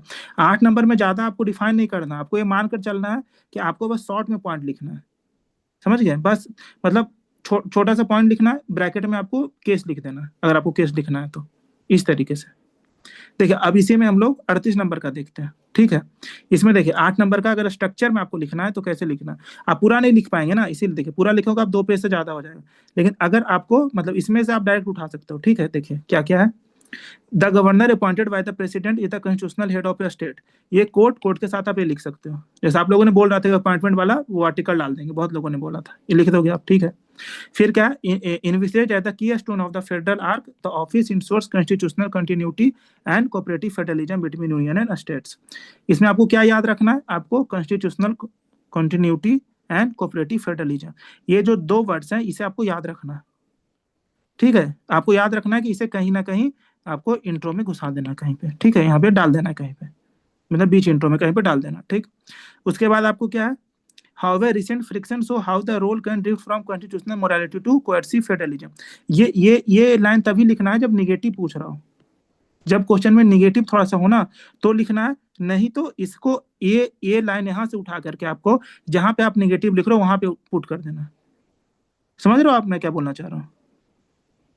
अगर निगेटिव पूछ रहा है तो आप ये लिख सकते हो इंट्रोडक्शन में, लेकिन अगर पॉजिटिव में चल रहा है तो इसे उठाकर वहां डाल देना जहां निगेटिव आप 4 पॉइंट लिखोगे वहां पे इसे मतलब बीच में एंट्री कर देना वहां पे, ठीक है। चलिए आप कॉन्स्टिट्यूशनल पोजीशन एंड पावर्स पे जाएंगे, तो एग्जीक्यूटिव लिखेंगे, उसमें डिफाइन करेंगे क्या क्या है, सीएम को अपॉइंट करेंगे, काउंसिल ऑफ मिनिस्टर्स को करेंगे, conducts administration in the governors name. फिर उसमें लेजिस्लेटिव पे चलेंगे, उसमें होगा सम्मन, रिजॉल्व्स, एसेंट्स और रिजर्व बिल, प्रोमलगेट ऑर्डिनेंसेस। फिर जुडिशियल पे आएंगे, ग्रांट पार्डन्स वाला जो है। फिर फाइनेंशियल पे चलेंगे, बजट वाला लिखेंगे, रिकमेंड्स मनी बिल करेंगे, ठीक है। फिर डिस्क्रिशनरी पे, ये सब आर्टिकल्स ना याद कर लो। डिस्क्रिशनरी वाला तो आर्टिकल याद ही करो आप, ठीक है। ये बहुत जरूरी है आपका 8 नंबर में ना, ये आपको मतलब बाकी से 1 नंबर एक्स्ट्रा दे देगा। Limited powers in hung assemblies, bill reservation and reporting constitutional breakdown, ये है 356 जैसा है कॉन्स्टिट्यूशनल ब्रेकडाउन वगैरह का। अब देखिए इसमें अगर आपका करंट अफेयर का रिसेंट डेवलपमेंट भी लिखना पड़ेगा, ठीक है। क्या इन अप्रैल 2025 the supreme court in state of Tamil Nadu versus governor of Tamil Nadu, ये क्या कहता है, पॉकेट बिटो जो है बिल्स पे, इसको इसने स्ट्रक डाउन किया था, ठीक है। Declaring that assent cannot be withheld indefinite times के लिए ये एसेंट को आप नहीं विथहेल्ड कर सकते हैं। इसमें अभी तो है ना 1 महीने का टाइम दिया था। फिर है कि अगर केस ऐसा हो जिसमें कि कुछ था ऐसा, मुझे याद आ रहा है जहाँ तक कि 3 महीने का भी उसमें चर्चा हुआ, 1 और 3 महीने पे इसमें चल रहा है अभी चर्चा, लेकिन अभी उस पर हम लोग नहीं चलेंगे क्योंकि वो सब जुडिस हो गया मैटर। तो अभी हम लोग बस यही लिखेंगे, समझ गए बात को। क्या पता कि जब जुडिशियरी का फैसला आए तो बहुत चीजें बदल जाए, लेकिन अभी ये तो चीज हो गया ना कि उन्होंने स्ट्रक डाउन तो कर ही दिया उस चीज को, इसलिए अभी हम लोग ये लिखेंगे। टाइम लाइन में हम लोग अभी नहीं जाएंगे क्योंकि सब जुडिस मैटर, तो अभी उस पर कमेंट करना सही नहीं। फिर है this reaffirm constitutional punctuality and the subordination of the gubernatorial discretion. ये जो वर्ड है ना आपका गुबर्नेटोरियल, ये यूज होता है आपका मेनली यूएस के गवर्नर के लिए। आप न्यूज़पेपर वगैरह में पढ़ोगे तो आप यूज कर सकते हैं यहाँ पे, ऐसे यूएस गवर्नर के लिए, ये गवर्नर के लिए ही वर्ड यूज करता है, यूएस में ही यूज होता है मेनली, तो आप इसे यूज करो, कोई दिक्कत नहीं है। फिर देखिए यहाँ पे केसेस का भी एग्जाम्पल, रामेश्वर प्रसाद, डीसी बाधवा। तो आपको पूरा नहीं याद करना, आपको ये वाला याद कर लेना है कि पॉकेट बिटो के लिए तमिलनाडु वाला केस है, रामेश्वर प्रसाद, मैंने आपको कहानी पूरा समझा दिया। इससे आपको उस कहानी से क्या हेल्प मिल जाएगा कि आप अब उसे अपने ही भाषा में 2 लाइन लिख दोगे कहीं पे, और उस पर डीसी बाधवा मैंने ही बता दिया कि क्या था केस, उसमें भी आप 2 लाइन लिख सकते हो, ठीक है। अब इशू क्या है और सर रिफॉर्म एक क्या है। क्वेश्चन था, ये जो बताइए। आप गुबर्नेटोरियल डिस्क्रिप्शन बोले, जैसे कि यूएस में तो जो गवर्नर वो तो इलेक्टेड होते हैं ना, हमारे हाँ। यहाँ तो इलेक्टेड नहीं होते हैं। अरे नहीं, तो मैं कुछ उसमें वो नहीं बता रहा कि सेम है, मैं बस वर्ड बता रहा था कि कहाँ से ओरिजिनेट हुआ। जैसे बहुत लोगों को लग रहा होगा ना कि ये नया वर्ड कहाँ से सुनने में आया, समझ रहे हैं आप। अच्छा जी हाँ, जी। वो बस मतलब एज अ वर्ड यूज करना, उसमें कोई सिमिलैरिटी की बात नहीं है यहाँ पे, ठीक है। तो ये जो वर्ड है ना वो गवर्नर से रिलेटेड होता है, बस आप ये जान लो, ठीक है। इसे कहीं और नहीं यूज करना, प्रेसिडेंट वाले सब में नहीं है, ये गवर्नर से रिलेटेड होता है वर्ड, बस ये मैं बोल रहा था। और कोई ऐसा कुछ नहीं, यूएस से कुछ मतलब नहीं। मतलब यूएस के ना, यूएस मतलब जब न्यूज़ पेपर पढ़ोगे ना, हिंदू, इंडियन एक्सप्रेस, तो मतलब बहुत जगहों पे यूज करते हैं ये लोग वर्ड। ये आया कहाँ से मैं ये बता रहा था, समझ गए आप। तो अब देखिए इशूज एंड रिफॉर्म्स का बात है, तो आप यहाँ पे जैसे कि जहाँ यहाँ पे इशूज वगैरह बताया था ना कि पॉलिटिसाइजेशन हो रहा है, डिलेड एसेंट है, इसे ना पॉइंट बना के भी लिख सकते हो ऐसे 1 2 3 4 करके, ठीक है। फिर यहाँ पे आप रिकमेंडेशन में दे दो, रिफॉर्म में दे दो, सरकारी पंची कमीशन के बारे में जो हमें बताया गया था, वो कुछ नहीं, सरकारिया लिखो, सामने लिख दो 2-3 पॉइंट, पंची कमीशन लिखो, सामने लिख दो 3 पॉइंट, और फिर आराम से नीचे कंक्लूजन में लिख दो। कंक्लूजन में आप मतलब यही चीज लिख सकते हो, कोई कोट यूज कर सकते हो, या फिर एक आराम से जो आपने लिखा है उसी को कंक्लूड कर सकते हो, ठीक है। जैसे यहाँ पे देखिए क्या है, the governor must act as a constitutional sentinel not a political agent, upholding constitutional morality, federal balance and timely accountability will ensure that the office remains a guardian of India's living constitution, not a partisan pawn। अगर वो negative में question जा रहा है, ठीक है, या फिर आपका ऐसा क्वेश्चन लग रहा है कि उसमें निगेटिव डाला जा सकता है, तो यहाँ पे लिखना नॉट ए पार्टीशन पॉन। अगर वो नहीं है तो इसको काट देना, यहीं तक लिखना। जैसे देखो यहाँ से, upholding constitutional morality, federal balance and timely accountability will ensure that the office remains a guardian of India's living constitution. समझ रहे हो आप, इसे भी चेंज कर लेना हल्का। तो ये इस तरीके से आप एक पॉजिटिव एंड पे इसे खत्म कर रहे हो कि ये ऑफिस जो है वो guardian of India living constitution की तरह ही रिमेन होना चाहिए, कोई दिक्कत नहीं होना चाहिए इसमें। ये है पहला लाइन भी आप हटा सकते हो, लेकिन अगर नेगेटिव कोनोटेशन है क्वेश्चन में तो आप लिख दो the governor must act as a constitutional sentinel not a political agent. ये आपको क्वेश्चन के हिसाब से चेंज करना होगा। हम लोग जैसे आगे टेस्ट वगैरह लेंगे ना, उसमें हम लोग कोशिश करेंगे आपसे कभी पॉजिटिव में, कभी निगेटिव में, कभी मिक्स ओपिनियन वाला क्वेश्चन आपसे पूछा जाए, ताकि आप सब पे कंफर्टेबल हो। आप जितना ज्यादा मतलब कंफर्टेबल होकर यहाँ से जाओगे ना, मतलब पेपर देने के लिए, वहां पे सोचना नहीं पड़ेगा आपको, आपके दिमाग में होगा कि कैसे आगे बढ़ना है क्वेश्चन में। चलिए, किन्हीं को दिक्कत हो 8 नंबर वाला क्वेश्चन कैसे लिखना है तो पूछ लीजिए आप एक बार, किन्हीं को कोई doubt. The only difficulty which I found in all these governor and president वाला question is rectifying the articles. तो देखिए वही थोड़ा टफ हो जाता है. हाँ देखिए, पॉलिटी में अगर आंसर लिखना है तो याद करना ही पड़ेगा, कोई कोई ऑप्शन नहीं है। मैं तो बोल रहा हूँ ना, आप मतलब ऐसा याद करो ना कि प्री में भी काम है। मतलब देखिए यहाँ पे जितने लोग हैं ना, ऐसा तो नहीं है सिर्फ यूपीएससी का प्री दे रहा हूँ, बहुत सारा प्री देता हूँ, इधर उधर एडीओ देंगे, अभी यूपीएससी देंगे, अभी यूपीपीसीएस देंगे, मतलब बहुत बहुत जगहों पे देंगे। तो आपको आर्टिकल्स तो याद ही होना चाहिए, तो आपको आर्टिकल याद करना पड़ेगा। कुछ नहीं, ज्यादा नहीं है, गवर्नर याद कर लो, प्रेसिडेंट याद कर लो, काउंसिल ऑफ मिनिस्टर्स वाला याद कर लो, CM and council of minister साथ में चलता है वो याद करो, और ऊपर PM and council of minister वाला वो याद कर लो। ठीक है, इतना आप याद कर लोगे ना, और साथ में याद कर लो आप यूपीएससी का, फाइनेंस कमीशन का, ये सब जो है वो याद कर लो। इससे ना आपका मेंस में लगभग लगभग काम आपका हो जाएगा। ठीक है, फिर उधर आपका जो वो वाला आता है, इंटर स्टेट काउंसिल वाला जो आता है, ये सब जो आता है आपका, तो ये चीजों को ना वो हम लोग पढ़ाएंगे। मतलब बहुत ही कम आर्टिकल्स हैं और आपको याद करना ही पड़ेगा, वरना आपके आंसर में ना वो कुछ कम ही दिखेगा। क्योंकि देखिए दिक्कत सबको है, लेकिन अगर मान लो कि आपका 100 कॉपी चेक कर रहा है, वो उसमें अगर 50 में दिख रहा है, 50 में नहीं दिख रहा है, तो वो 50 में जो नहीं दिख रहा है ना आर्टिकल्स, उसका एक एक नंबर वैसे ही काट लेगा। क्योंकि यहाँ पे कॉपी रिलेटिव चेक होता है, ऐसा नहीं होता आपके पहले भी किसी का कॉपी चेक हुआ है, आपके बाद भी किसी का कॉपी चेक होगा। तो आपको हमेशा दिमाग में इस बात को रखना है कि आपको ऐसे आंसर लिखना है कि आपके पहले जो कॉपी चेक हुआ है उससे बहुत बुरा ना हो आपका आंसर, अच्छा हो जाए चलेगा, बहुत बुरा नहीं होना चाहिए। किन्हीं को और कोई डाउट 8 नंबर वाले में, कि कुछ ऐसा कि लिख सकते हैं नहीं लिख सकते हैं, कुछ आपको डिस्कस करना हो तो बताइए। सर बहुत सारे टॉपर्स के कॉपीज में देखा कि इंट्रो देते हैं, उसके हम्म। बाद 7 से 8 पॉइंट जो बनाते हैं वो एक फ्लो में बना देते हैं, उसमें कोई भी सब हेडिंग नहीं रहता है, हम्म। और उसके बाद डायरेक्ट कंक्लूजन डालते हैं। तो वो वैसे में मतलब जैसे कुछ, जैसे एक टॉपर है उनको शायद 4 या 4.5 मार्क्स मिले हैं, तो वैसा करना सही रहेगा हमेशा? देखिए अभी तक क्या हो रहा था ना जीएस 2 में, मैं एक चीज बताता हूँ जीएस 2 के बारे में। ये 8 नंबर वाला जो सिस्टम शुरू हुआ ना, वो 68 69 में ही शुरू हुआ है, तो पता है आप लोग को।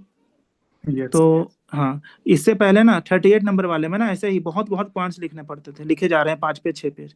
तो ये जो आपने कॉपी देखा ना टॉपर्स का कि लगातार वो 6-7 पॉइंट लिख दिए, वो गलत नहीं है। लेकिन आप अगर ऐसे लिखोगे ना तो आपको मतलब रिलेटिव आपकी कॉपीज को ज्यादा मार्क्स मिलेंगे। उन्हें 4.5 क्यों मिल रहा है मैं बता रहा हूँ। मैंने ऐसे भी कॉपीज को देखा, आप लोगों ने भी देखा होगा, जिसमें बस एक तरफ ही पेज में लिखा गया, वो भी 4 नंबर मिला है। तो ये चीजें मार्क्स मिल रहे हैं, ऐसा नहीं है, लेकिन आप रिलाई नहीं कर सकते उस चीज पे। आपको ऐसा लिखना है ताकि आपका जो आंसर होलसम होना चाहिए। आप अगर उसे तोड़ दोगे ना हेडलाइंस में, 3 हेडलाइन लिख दे, तीनों में 3-3 पॉइंट लिखे, और कोई लगातार 9 पॉइंट लिख रहा है, तो आप खुद सोचो, आप अगर कॉपी चेक कर रहे हो तो आप किसे ज्यादा नंबर दोगे। यस सर, वो तो हाँ हाँ, तो मतलब आप किसी ऐसे चीज को मतलब नॉर्मलाइज मत कर दो। मतलब हो सकता है कि आपने 8 पॉइंट लिखा, 4.5 मिल गया आपको, कल जो कॉपी आ जाता है आपके पहले किसी ने उसे 5 पार्ट में बांटा है, 5 पार्ट में 3-3 पॉइंट लिखा है, फिर अच्छा सा कंक्लूजन लिखा है कोट के साथ, फिर आपका कॉपी आता है वो 9 पॉइंट वाला, आपको तो वो नंबर सेम नंबर तो अब नहीं मिल सकता है ना। आप समझ रहे हो बात को। यस। हाँ, यही चीज है, तो आप सर हाँ। मैंने इसलिए पूछा क्योंकि GS2 खास करके उसमें हम्म, टाइम मैनेजमेंट बहुत बड़ा इशू रहता है, वो हर हम्म। किसी से सुनता हाँ हूँ। देखिए, जीएस 2 में ना टाइम मैनेज करने का बहुत ही सिंपल सा ट्रिक है। क्या है, साइंस एंड टेक में आपको क्वेश्चन पता है क्या आएगा, पता है सबको 38 नंबर में, या तो नैनो टेक आएगा, आईटी पे आएगा, बायोटेक पे आएगा, उसे रट लो आप। हम लोग भी यहाँ पे देंगे नोट्स, आराम से उसे रटना है। ठीक है, तो आप उसमें टाइम बचाओ। आप 38 वाला जो साइंस एंड टेक है सबसे पहले लो कॉपी और उसको लिख दो, जितना कम टाइम हो सके ना आप इतना याद करके जाओ ना कि मतलब उस पर डायरेक्ट क्वेश्चन आता है, नैनोटेक का हेल्थ में क्या यूज है, बायोटेक का हेल्थ में क्या यूज है, नैनोटेक एग्रीकल्चर में क्या यूज है, आपको पता होगा, आपने पीवाईक्यू देखा होगा, आ रहा है ना, ऐसे ही क्वेश्चन आ रहे हैं। यस। हाँ, तो साइबर सिक्योरिटी पे तो ये इसमें आपको टाइम बचाना, इसे 5 मिनट बचा लेना, आपको सोचना नहीं है, क्वेश्चन देखना है, रट के जाना, सारा डायग्राम रट के जाइए, कंक्लूजन सब रट के जाना और लिख देना है सीधा। उस 5 मिनट 7 मिनट को इधर यूज करना है। क्योंकि इसमें जो आपका सेक्शन 2 है ना, सेक्शन बी जो भी हो, इसमें जो इकोनॉमी और ज्योग्राफी वाला, ज्योग्राफी का पोर्शन बढ़ा दिया है इसने 2 साल से 69 और 70 में। तो अब आपको इसमें ही पढ़ना पड़ रहा है, पहले क्या होता था, इसमें मेनली इकोनॉमी से क्वेश्चन आता था, तो इसमें बहुत टाइम लगता है, सेक्शन बी में टाइम लगता है। तो आपको इसमें क्या करना है ना, सेक्शन ए को भी रट के जाना है, मतलब पॉलिटी वाला पोर्शन भी। गवर्नर आप अच्छे से रट लो, चीफ मिनिस्टर काउंसिल मिनिस्टर रट लो, प्रेसिडेंट रट लो, पीएम वाला रट लो, इंटर स्टेट वाला रट लो, फिर ये सेंटर स्टेट रिलेशन जो आता है एक क्वेश्चन आने वो रट लो, फेडरलिज्म एक रट लो। इससे बाहर कहाँ पूछे, कुछ नहीं पूछेगा ना, इसी से पूछता है वो। तो आपके पास टाइम मिल जाएगा जो सेक्शन 2 में जो 5 क्वेश्चन 8 नंबर वाले और 2 38 वाले, इस पे टाइम मिल जाएगा। यहाँ से आप एक्स्ट्रा उठाकर, आपका टारगेट ही 145 प्लस होना चाहिए, ठीक है। कितना भी पेपर मुश्किल है जो भी है, 150 के अराउंड स्कोर करना है GS2 में। ये टारगेट लेकर चलोगे आप तो रैंक आराम से आ जाएगा आपको, ठीक है। किन्हीं को और कोई डाउट?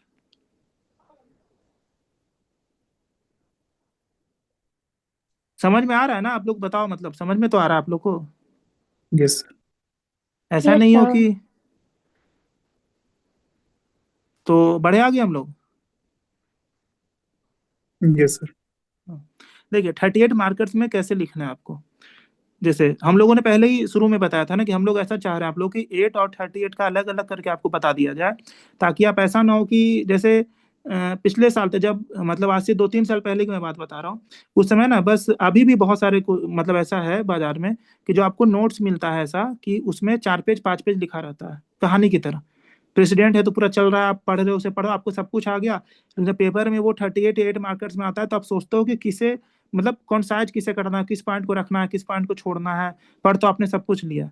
तो हम लोग का ऐसा टारगेट है कि इस चीज को आपको दिक्कत ना हो, आपके पास बना बनाया मिले, ठीक है, जिससे कि आपको पता हो कि क्या लिखना है क्या नहीं लिखना है। तो चलिए अब हम लोग बात करते हैं 38 मार्कर्स का। इसमें देखिए, इसमें इंट्रोडक्शन में आप कोट यूज कर सकते हो पहले, उसके साथ आपको ये सब लिखना पड़ेगा। 8 मार्कर्स में आप कोट के साथ छोड़ सकते हो एक डायग्राम बना करके, कोई भी, जो मैं बताऊंगा कि वैल्यू एडिशन में क्या क्या बनाना आगे है उसमें, ठीक है, बना के छोड़ सकते हो, लेकिन इसमें आपको लिखना पड़ेगा। 38 नंबर का है तो आपको बड़ा इंट्रोडक्शन देना है, ठीक है। देखिए इसमें आप ये लिख सकते हो, अपॉइंटमेंट के बारे में लिख सकते हो, ठीक है।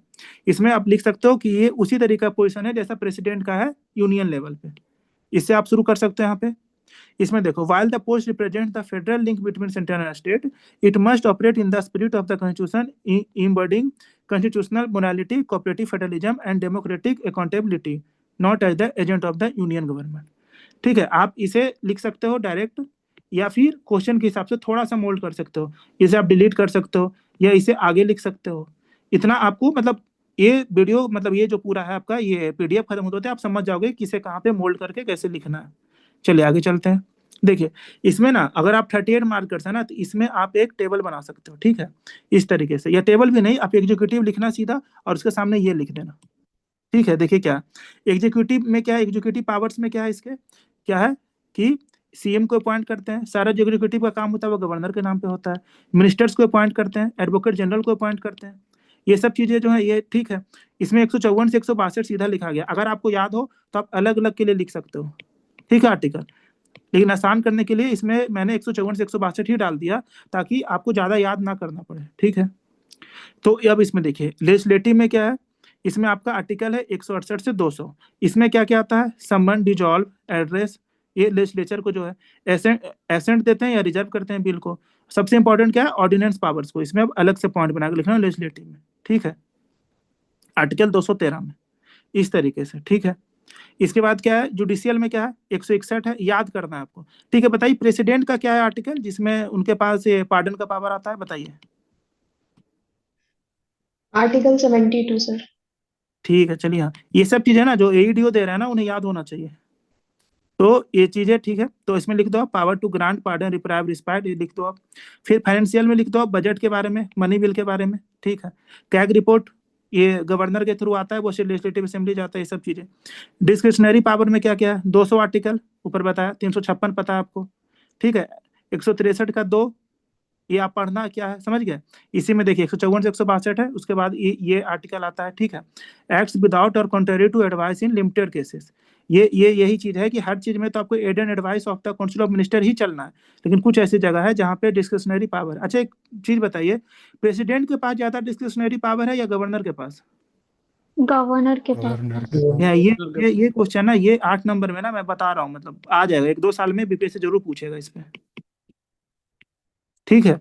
उसमें आपको याद होना चाहिए डिस्क्रिशनरी पावर के बारे में, यहाँ पे जैसे हमने बताया था ना नीचे, ये सब पॉइंट्स आपको याद होगा ना, तो इसमें आप सीधा लिखोगे, 8 नंबर में पूछेगा आप लिख दोगे, समझ गए, इस पे आएगा तो सवाल। प्रेसिडेंट के पास सिचुएशनल डिस्क्रिशनरी है पावर है, while governor has constitutional discretionary power.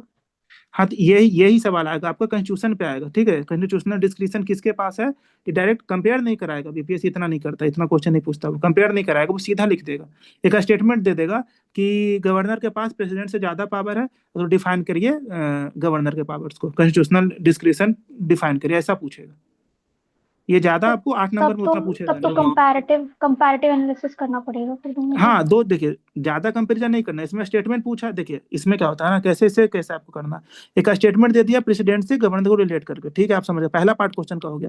Second part में अगर सिर्फ गवर्नर का पूछा, तो पहले आपको क्या करना, प्रेसिडेंट का थोड़ा सा लिख देना, ठीक है, पॉइंट्स में लिखिए, जैसे भी लिखिए 3-4 पॉइंट, फिर गवर्नर को पूरा 1 पेज लिखना, ऐसे मतलब जिसपे ज्यादा वो एम्फेसाइज कर रहा है उसे ज्यादा लिखना, ये होता है। जैसे कि अभी मैंने सेकंड टेस्ट में देखा बहुत लोगों को कि क्वेश्चन का 3 पार्ट था, तो आपको तीनों पार्ट को बराबर बराबर टाइम देना है, मतलब स्पेस देना है, टाइम तो जो भी दो, स्पेस बराबर बराबर देना है। बहुत लोग क्या कर रहे थे ना कि थर्ड पार्ट को ना लास्ट में, ये जो पेज है ना लास्ट पेज में लिख रहे हैं, तो यहाँ से यहाँ लिख के नीचे कंक्लूजन लिखते रहे। ये ऐसे में ना बीपीएससी ने एक नया चीज शुरू किया, आपने देखा होगा 38 नंबर क्वेश्चन में 2 पार्ट में ना वो 19+19 लिखता है, याद है कि नहीं को, जिन्होंने 78 या 69 का पेपर देखा है? यस सर, इसी क्वेश्चन में तो दिया है हाँ, गवर्नर वाले में। हाँ, इसीलिए वो लिखता है, क्योंकि लोग ये हमेशा गलती करते हैं, जो सेकंड पार्ट होता है ना उसे या तो छोड़ ही देते हैं वो, या तो हम छोटा से लिखें, इसलिए उसने बोल दिया। और वो कॉपी चेक करने वालों को भी बता रखा है कि इसमें 2 क्वेश्चन है, दोनों 19 का है, तो आप जो भी आप कॉपी देखना इंटरनेट पे जो आया हुआ है अभी, उसमें देखना 19 अलग और 19 अलग है, समझ रहे हैं, मतलब दोनों में 2 मार्किंग है उसमें। इसीलिए मैं बता रहा हूँ कि आपको दोनों को करना, उसमें देखना एम्फेसिस किस क्वेश्चन पे ज्यादा है। अगर वो सिर्फ एक स्टेटमेंट दे रहा है और नीचे व्हाट, हाउ, व्हाई करके दूसरा क्वेश्चन पूछ रहा है, तो आपको उस पे ज्यादा, आपको मतलब इस पे करना फोकस, जो क्वेश्चन पूछ रहा है। दूसरा स्टेटमेंट दिया उसे आधे पेज में आप लिख दो, क्योंकि जो मार्किंग है वो असली उस पे क्वेश्चन पे, जिसपे क्वेश्चन मार्क लिखा हुआ, और वो चर्चा किया तो आपको उसके बारे में लिखना होगा, तो उसका आधे पेज में लिखो, बाकी 1 पेज में इसे लिखो, और जो आधा पेज बच गया उसमें नीचे कंक्लूजन वगैरह कर दो, इस तरीके से करना। तो चलिए आगे हम लोग बढ़ते हैं। देखिए हम लोगों ने यहाँ पावर वगैरह दिखा दिया, हम देखेंगे role and duty in the spirit of the constitution, ठीक है।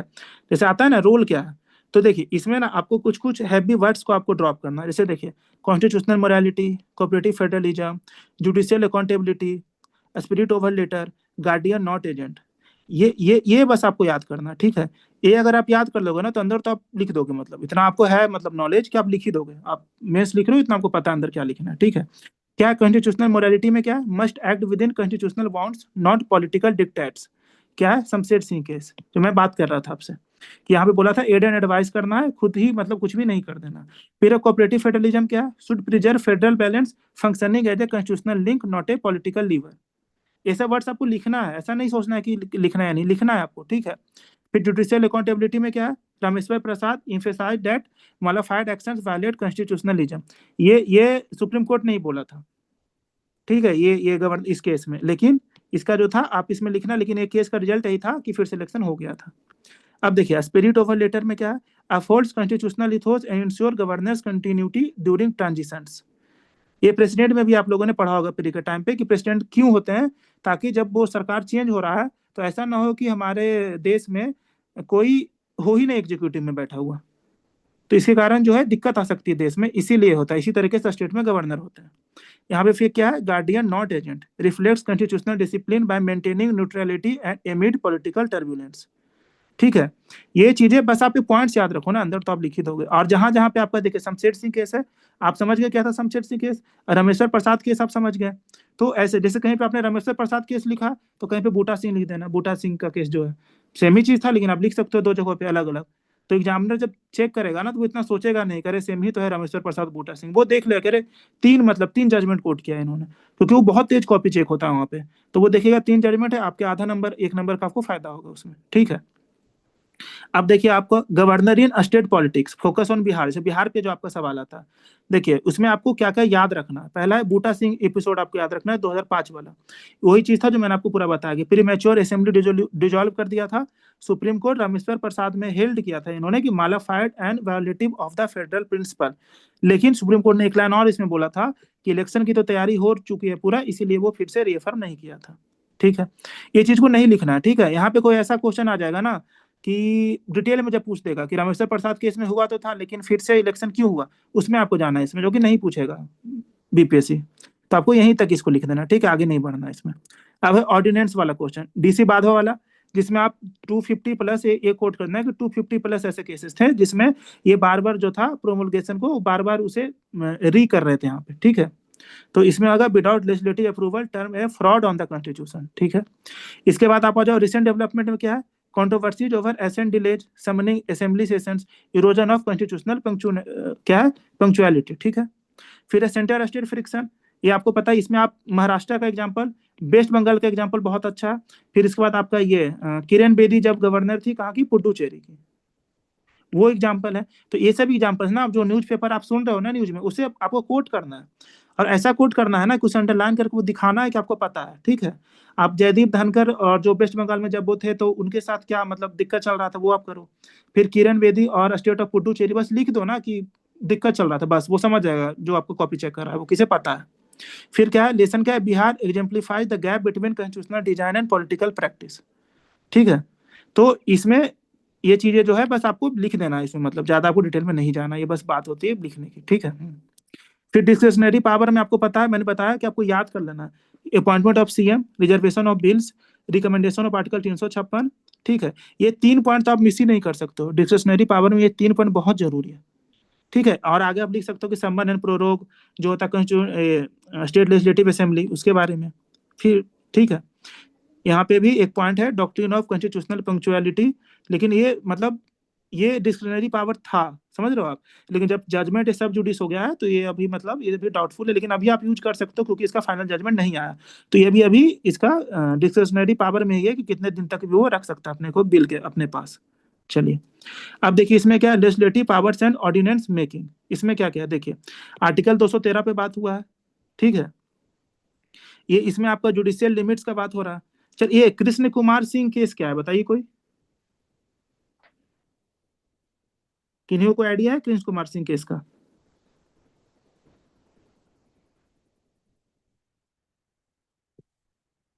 कोई बस जजमेंट याद किया एक लाइन में। कहाँ का था पता है ना, बिहार का ही केस था, ठीक है। यस मतलब उसमें ऐसा बोला गया था कि ऑर्डिनेंस जो है वो नेसेसिटी में यूज करना है, not as a replacement of law making kind of हाँ मतलब इसमें बस आप एक लाइन लिखना कि इसने ऑर्डिनेंस जो पावर था गवर्नर का और प्रेसिडेंट का, समझ गए, इन चीजों पे इसने ऐसा बोला था ये कि ये जो आपका जुडिशियल रिव्यू में आएगा, ठीक है। इसी में बोला था कि आपको जो भी आप इस पे आप जो ये जो आप कोई भी एक्ट आप जो ला रहे हो प्रोमलगेट कर रहे हो वो ट्रांसपेरेंसी उसमें मेंटेन होना चाहिए, समझ रहे हो आप बात को, इसी पे हुआ था। बस एक लाइन में कृष्ण कुमार सिंह लिखना और लिखना कि judicial review of the ordinance making power of the governor, बस एक लाइन में Krishna Kumar Singh versus Bihar 2017 judicial review of the ordinance making power of the governor, ठीक है। ये चीज है, ऑर्डिनेंस मेकिंग पावर मत लिखना, ये गलत हो जाएगा, फिर ऑर्डिनेंसेस लिख देना, ठीक है। ऑर्डिनेंसेस, ऑर्डिनेंस मेकिंग पावर गलत वर्ड हो जाएगा, ऑर्डिनेंसेस ऑफ गवर्नर ऐसे कर देना, ठीक है। ये चीज को आप लिख देना एक लाइन में। अब देखिए क्या लेजिस्लेटिव ओवरसाइट क्या है, ordinance power is temporary and exceptional not a tool for routine governance, से बार बार हर केस में सुप्रीम कोर्ट और हाई कोर्ट बोलते रहता है। कृष्ण कुमार सिंह में भी इसी यही चीज बोला था, ठीक है, यही चीज बोला गया था कोर्ट के द्वारा, हर में यही चीज बोला जा रहा है, लैंग्वेज बस चेंज हो रहा है, आप इसे ही डायरेक्ट लिख सकते हो, ठीक है। फिर क्या है, continuous repromulgation as in Bihar violates legislative supremacy, ठीक है।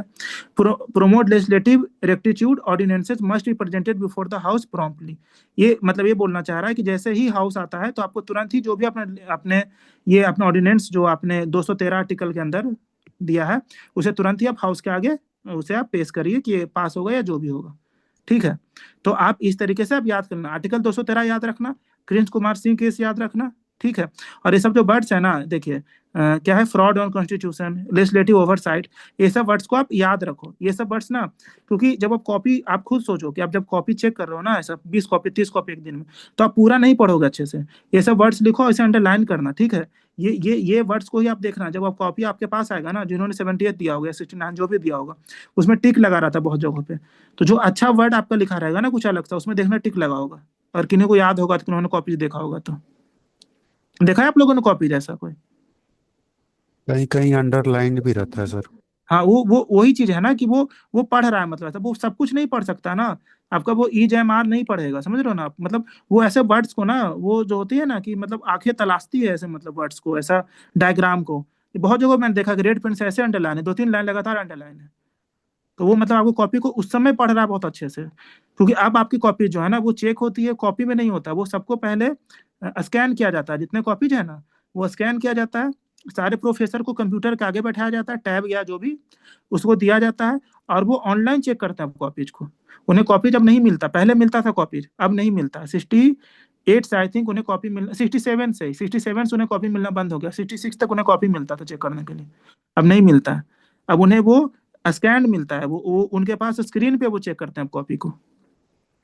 तो इसीलिए और उनका और वो है ना, वो मतलब वो उस एज में है ना कि बहुत ज्यादा आपको कॉपीज को नहीं पढ़ेंगे वो स्क्रीन पे, वो मेन कीवर्ड्स को पढ़ेंगे, इसलिए आपको कीवर्ड्स को जितना ज्यादा पुट करना है पुट करिए, सुप्रीम कोर्ट जजमेंट को आप वहां पे डालिए, उसे अंडरलाइन करिए, उसे अगर जैसे कृष्ण कुमार सिंह केस लिख रहे हैं तो इसे आप कोर्ट के अंदर बंद भी कर सकते हैं, डबल कोर्ट में, ठीक है, इस तरीके से। अब देखिए कंटेम्प्रेरी इशूज, जैसे अगर आपका क्वेश्चन आ गया ना गवर्नर पे 38 नंबर में, तो आपको ये पूछे ना पूछे एक लाइन डाल देना कंटेम्प्रेरी इशूज, क्योंकि ये बहुत जरूरी है कि सबको पता है इन सब चीजों के बारे में, ठीक है। इसमें जो भी है आपका, तो इसमें आप तमिलनाडु केस, इसमें तमिलनाडु वाला नहीं है लगता इसमें, तो एक लाइन तमिलनाडु वाला भी डाल देना, ठीक है, नीचे। लेकिन हाँ, बाकी चीजों को आप डालना, शमशेर सिंह केस को लिखना, एसआर बोमाई को लिखना, रमेश्वर प्रसाद लिखना, नवाम रेबिया जो मैंने बताया वो लिखना, आप कृष्ण कुमार सिंह लिखना, ठीक है। इसमें जो चीजें हैं, देखिए इस नोट्स में आपको एक चीज और दिख रहा होगा, मैं बताता हूँ, ये कीवर्ड्स हैं, ठीक है। तो आपको इसको यूज कैसे करना मैं बताता हूँ। जैसे आगे आपका लिखना है एग्जीक्यूटिव, ठीक है, एग्जीक्यूटिव पावर या एग्जीक्यूटिव रोल, जो भी एग्जीक्यूटिव पावर लिखना, तो आपने इसमें कुछ कुछ लिखा और ब्रैकेट में आप लिख देना कि कॉन्स्टिट्यूशनल कंप्लायंस की बात हो रहा है, ये लेजिस्लेटिव ओवरसाइट की बात हो रही है। ये तरीके से आप ब्रैकेट में लिख करके आप मतलब 1-2 नंबर एक्स्ट्रा आप कर सकते हो। जैसे देखिए जुडिशियल में क्या है, रिफॉर्मेटिव जस्टिस की बात हो रही है, फाइनेंशियल में फिस्कल अकाउंटेबिलिटी की बात है, डिस्क्रिशनरी में कॉन्स्टिट्यूशनल डिस्क्रिप्शन की बात है, इसे आप ब्रैकेट में लिख सकते हो। इसी तरीके से यहाँ पे क्या है, देखिए इसमें जितने भी केस है ना, किस चीज पे एक केस है, इसे आप लिख देना, ठीक है। जुडिशियल रिव्यू आर्टिकल 356 ए लिख दिया आपने, जैसे इसमें क्या है, जैसे आपने मॉडिफाइड रिजोल्यूशन इनवैलिड लिख दिया, ठीक है, जो कि आपका बिहार में ही इन्होंने ये जो जजमेंट आया था इसका, तो उसके बाद में लिमिट्स ऑन लेजिस्लेटिव इंटरफेरेंस लिख दिया आपने। उसके बाद रीप्रोमलगेशन इलीगल, कृष्ण कुमार सिंह वाला जो केस था, यही केस कहाँ पे था आपका, बाधवा वाला जो केस था, समझ गए, 1987 आई थिंक, हाँ। तो दोनों आप यहाँ पे कर सकते हो, आप कोर्ट दोनों को कर देना। इसमें ब्रैकेट में लिख देना आप लेजिस्लेटिव रेक्टिट्यूड, ठीक है। उसी तरीके से ब्रैकेट में लिखना कॉन्स्टिट्यूशनल मोरालिटी। ये वर्ड्स ना बहुत बहुत पसंद आता है जो कॉपी चेक करते हैं उन्हें, तो ऐसा आप ब्रैकेट में डालते जाओगे तो बहुत बहुत अच्छा हो जाएगा ये वाला, ठीक है। जैसे इसमें आपका ये अभी आप जैसे तमिलनाडु वाला केस जो लिखोगे इसमें नीचे, तो उसमें आप लिख देना कॉन्स्टिट्यूशनल पंक्चुअलिटी, ठीक है। तो उसमें ना मतलब वो सीधा एक वर्ड में ही ना सबको डिफाइन कर देगा वो चीज। अब देखिए इशू एंड रिफॉर्म्स में चलते हैं, इसे आपको याद कर लेना, इशू को याद करते रहना, ठीक है। चैलेंजेस क्या क्या है, डायरेक्ट क्वेश्चन आ सकता है आपका, क्या है, politicisation of office, coercive federalism है, एसेंट डिलेज करता है, लेजिस्लेटिव पैरालिसिस है, ये वर्ड्स आपको याद रखना है, ठीक है। ये वर्ड को ड्रॉप करेंगे ना तो आपके मार्क्स बढ़ेंगे, कोर्सिव फेडरलिज्म, लेजिस्लेटिव पैरालिसिस, इस चीज को। फिर हम misuse of 356 over reaching university VC appointments, ये केरला वाला जो केस है, ठीक है। फिर ऑर्डिनेंस एब्यूज, ये आपका बाधवा वाला केस, और कृष्ण कुमार केस जो आपका इरोजन ऑफ लेजिस्लेटिव ओवरसाइट, ठीक है। इसमें क्या रिफॉर्म्स में क्या क्या पॉइंट्स आएंगे, फिर सरकारी एंड पंची कमीशन को आपको देना है, ठीक है। उसके बाद कंसल्ट सीएम बिफोर अपॉइंटमेंट, फिर establish code of conduct for governors, यही पंची कमीशन में ही था ये चीज। उसके बाद fixed tenure and removal process, encourage cooperative federalism and constitutional punctuality, ठीक है। ये सब चीजें आपको डाल देना इसमें। ये सब जो चीज है रिफॉर्म्स में ना आप ऐसे डाल सकते हो, सरकारिया डाल सकते हो, सरकारिया में 2-3 डाल सकते हो, फिर पंची कमीशन में 2-3 डाल सकते हो, इस तरीके से आप लिख देना, ठीक है। जैसे कि ये जो था कंसल्ट सीएम बिफोर अपॉइंटमेंट, ये सरकारिया का था। फिर आपका था कोड ऑफ कंडक्ट, ये फिक्स्ड टेन्योर, ये था आपका पंची कमीशन का था। तो आप अलग करके डाल सकते हो अगर याद है तो, नहीं तो आप सीधा डाल देना, ठीक है। कंक्लूजन में क्या है, जैसे कि यहाँ पे देखो डॉक्टर अंबेडकर का लिखा हुआ है, the governor should be a constitutional head not an agent of the centre. फिर क्या है, the governor must act as the guardian of the constitutional conscience ensuring that India federal fabric remains both functional and fair. तो इन चीजों को लिख सकते हो, या फिर आप वर्ड्स में लिखना तो लिखो, the governor is the key stone of India federal architecture, A constitutional sentinel not a political instrument.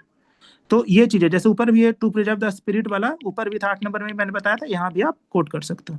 तो इससे क्या है ना, अगर कंक्लूजन आप ये लिख दिए ना याद करके, तो आप खुद सोच के बताओ ना कि जो बाकी कॉपीज आपने देखा है उसमें अगर आपका एक कंक्लूजन दिख जाए तो पक्का है ना नंबर, तो कंक्लूजन पढ़ के ही वो दे रहा है ना। इस पर तो आपके ठीक है ना, सबको 19 दे रहा है, तो आपको तो ऐसे ही वो 20.5 या 21 दे देगा। तो ऐसे ही आपको 1-2 नंबर स्कोर करना है। और किन्हीं को चलिए इसमें डाउट हो तो बताइए।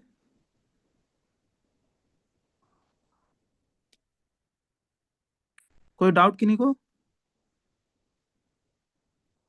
अरे है ना सब? मुझे दिख नहीं रहा आप कितने लोग।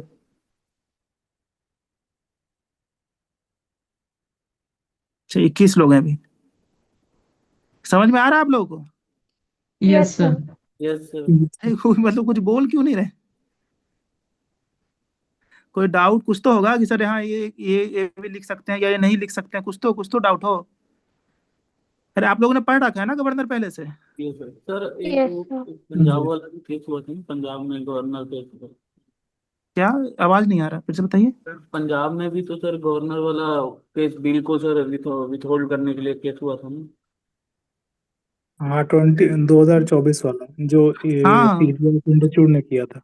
Yes sir. वो हाँ, भी तो उसे भी आप कोट कर सकते हो, कोई दिक्कत नहीं है, आराम से कोट कर सकते हो। बस ये चीज देखना आप कि बिहार वाला केस तो सारा कोट होना ही चाहिए, समझ गए। और अभी तमिलनाडु न्यूज में है इसीलिए तमिलनाडु वाला चल रहा है। बाकी आप देखना मेनली जो है वो बिहार का एग्जाम्पल है, तो सबसे पहले बिहार को रखना है।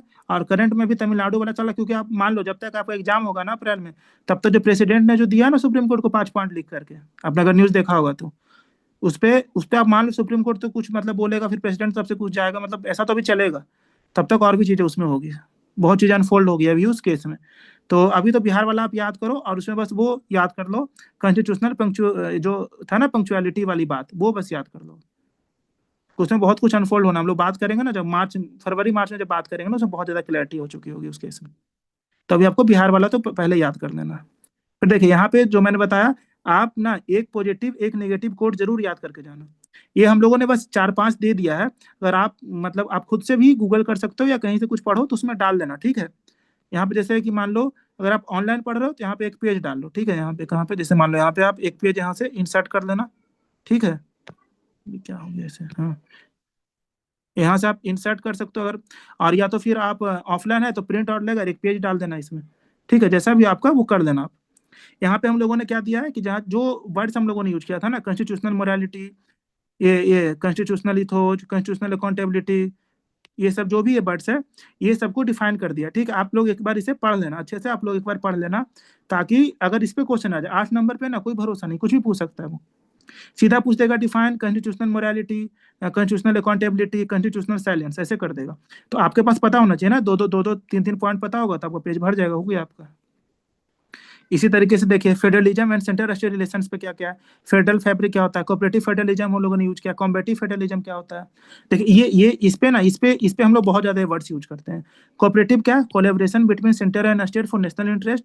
और कॉम्बेटिव फेडरलिज्म क्या है कि कॉम्बेट हो रहा है, मानो लड़ाई हो रहा है, क्या है, कॉन्फ्लिक्ट हो रहा है, conflict relation seen when governors act politically. समझ रहे हो आप? मान लो कि गवर्नर जो है ना वो सेंटर के लिए एक्ट कर रहा है, यहाँ पे सरकार कोई और बनी हुई है स्टेट में। तो यहाँ पे ना जैसे कि आपने देखा वेस्ट बंगाल, पुडुचेरी, दिल्ली, दिल्ली तो सबसे बड़ा एग्जांपल है ना। अभी तो दिल्ली शांत हो गया, मतलब इधर हमेशा न्यूज में होता था इसी बात के लिए, ठीक है। वहां पे जो एलजी थे उनसे उनसे हमेशा ये चीज होता था, कॉम्बेटिव फेडरलिज्म में चलता रहता था वो चीज। फिर है कॉन्स्टिट्यूशनल फेडरलिज्म क्या है, ठीक है। फेडरल सिनर्जी किसे बोलते हैं, harmonious functioning of both levels of government. यहाँ पे इसलिए टर्च दिया जा रहा है ना, इसे आपको पुट करना है क्वेश्चन में, इसे आप ड्रॉप डाउन करिए क्वेश्चन में। क्यों? क्योंकि गवर्नर हर के बीच में, harmonious functioning of both levels of government, बीच में कौन आ रहा है, गवर्नर, ठीक है। इसलिए सब पॉइंट्स है। फिर आप देखिए यहाँ पे क्या, कॉन्स्टिट्यूशनल ओवरसाइट क्या है, फिर ट्रांसपेरेंसी इसमें रखना है। ये सब चीजें है वो आपके नोट्स में है। मैं नोट्स मतलब आपका डाला हुआ है ग्रुप में, और लगता है ये आपके सारे ग्रुप्स में है नोट्स, है ना। ऐसे नहीं है तो मैं डाल दूंगा, ठीक है, आज फिर से। तो इन सब चीजों को आपको याद कर लेना है। यही जो कीवर्ड्स है ना, जो मैं बात कर रहा था कि आपका जो इवेल्युएटर है ना, यही कीवर्ड्स को देखेगा, समझ गए। इसी कीवर्ड्स पे आपको मार्क्स मिलेंगे। ऐसा नहीं है कि आपको मतलब कि पूरा पढ़ने जा रहा है, वो यही कीवर्ड्स पे आपको मार्क्स देगा वो।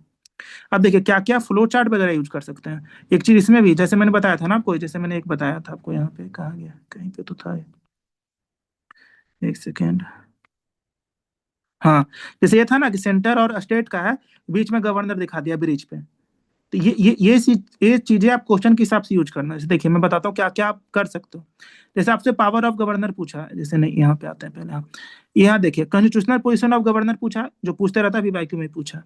तो आप ऐसे सीधा लिखो 8 नंबर क्वेश्चन, आपके पास 2 मिनट बचा है। ये होगा जिन्होंने मेंस दिया उन्हें पता है, ऐसा सिचुएशन आ जाता है कि लास्ट को 2 मिनट बचता है और आपके पास बचा है क्वेश्चन। सीधा आप लिखना गवर्नर नॉमिनल हेड, इसमें डालना कॉन्स्टिट्यूशनल हेड होता है, डुअल रोल होता है, क्या क्या कॉन्स्टिट्यूशनल ड्यूटी सेरेमोनियल रोल जो है वो करता है, link between centre and state, ये बीच में ब्रिज वाला बना देना। फिर इसमें लिख देना आर्टिकल बना देना acts on advice of aid and advice of CM and council of ministers. ठीक है, इस तरीके से। फिर पावर ऑफ गवर्नर में जाना, इसमें executive, legislative, judicial, financial, discretionary, ये आपके ना मुंह पे याद होना चाहिए। ठीक है, विथ आर्टिकल्स, समझ गए बात को। फिर इसमें क्या क्या है, एग्जीक्यूटिव में क्या एग्जांपल दे देना, लेजिस्लेटिव का दे देना, जुडिशियल का एक दे देना, इसमें लिख देना पार्डनिंग पावर, बस और कुछ ज्यादा नहीं लिखना। फाइनेंशियल में लिख देना बजट एंड मनी बिल्स। ठीक है, डिस्क्रिशनरी में लिख देना appointment of CM, article 356, article 200। 8 number वाले की मैं बात कर रहा हूँ, सीधा आप लिख देना ऐसे, मतलब जो आपका इवैल्यूएटर है ना वो मार्क्स दे देगा आपको। Sir sorry to interrupt sir मुझे डाउट है सर यहाँ पर। हाँ बताइए।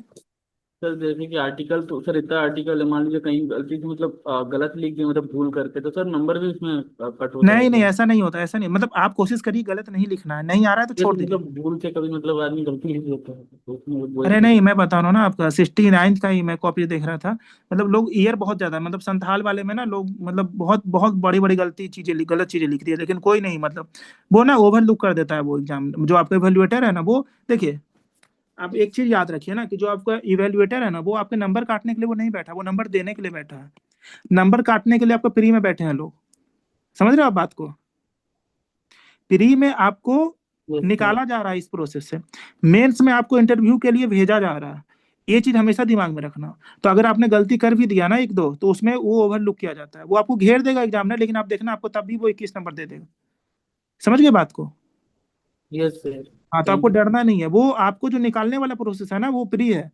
प्री में मतलब वो प्री होता है जिसमें आपको मतलब छोटी छोटी गलतियों के लिए, गलती से मान लो 2 है ए और बी में आपने ऐसे भी कर दिया ना तो वो आपका वो क्वेश्चन गलत हो जाता है ओएमआर में। ये सब चीजें प्री के लिए। ठीक है, प्री में आपको उसे हटाया जाता है प्रोसेस से। मेंस में आपको वो आगे चाहता है कि आप आगे जाएं, इंटरव्यू दें आप, वो उसके लिए नहीं है कि आपको मतलब नंबर किसी तरह काट ले, वो गलत, वो कोई दिक्कत नहीं। बहुत सारे आप देखे होंगे ना कॉपीज को जिसमें इंग्लिश में ना ग्रामर बहुत गलत होता है, उन्होंने अंडरलाइन कर रखा होता है अगर गलत को, लेकिन वो मार्क्स नहीं काटते उस पर। लेकिन बात ये है ना कि आप गलत मत करिए, ऐसा नहीं है कि जानबूझ कर नहीं, गलती से हो गया तो कोई दिक्कत नहीं, 1-2 जगह पे वो इग्नोर कर देते हैं, ऐसा कुछ नहीं। मैंने कितने कॉपी, आपने भी देखा हो कि ईयर बहुत गलत लिखते हैं लोग बहुत बार। जैसे कोई चीज हो रहा है ना 1857 हो रहा है, तो वो इवेंट हुआ है मई में, वो लोग लिख देते हैं अक्टूबर। देखा होगा आप लोगों ने, कोई मतलब वो इवेल्युएटर आपका देखता भी नहीं, वो इग्नोर कर देता है, तो इसका कोई दिक्कत नहीं है। हाँ देखिए दिक्कत क्या है ना कि यहाँ जैसे मान लिया आर्टिकल 161 है, अब यहाँ पे आप 361 नहीं लिख दीजिए, 161 162 लिखेंगे, कोई दिक्कत नहीं है, वो उतना ओवरलुक करता है। ठीक है, तो आपको इसमें डरना नहीं है, आपको याद करना है, और जहां याद नहीं वहां नहीं लिखना है, और गलत लिख दिया आप तो टेंशन नहीं लेना, कोई दिक्कत नहीं होता।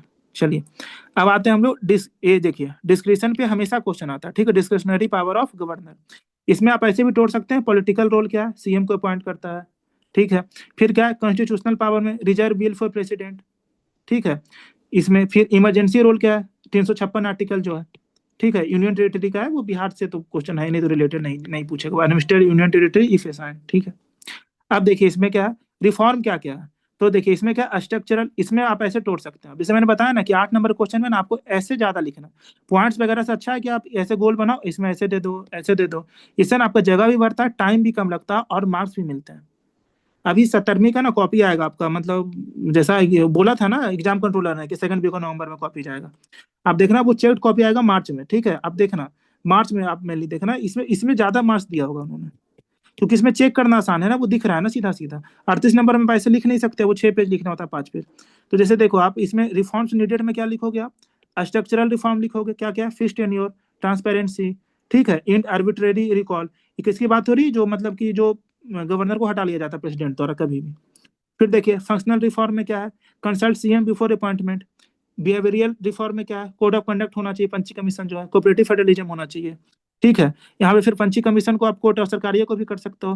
क्लियर डेफिनेशन ऑफ डिस्क्रिप्शन होना चाहिए, governor should act as constitutional mentor act करे, एवॉइड डुअल अकाउंटेबिलिटी, ये सेंटर के प्रति भी अकाउंटेबल है, स्टेट के प्रति भी है, जबकि गवर्नर का काम क्या है, स्टेट में काम है, सेंटर में तो कोई काम ही नहीं है ना गवर्नर का डायरेक्टली, तो इसलिए इस पे चीज है। ठीक है, जैसे एक क्वेश्चन आया था 17वीं में आई थिंक ना, हाँ देखिए, when there is a change in government at the centre the governor is also change.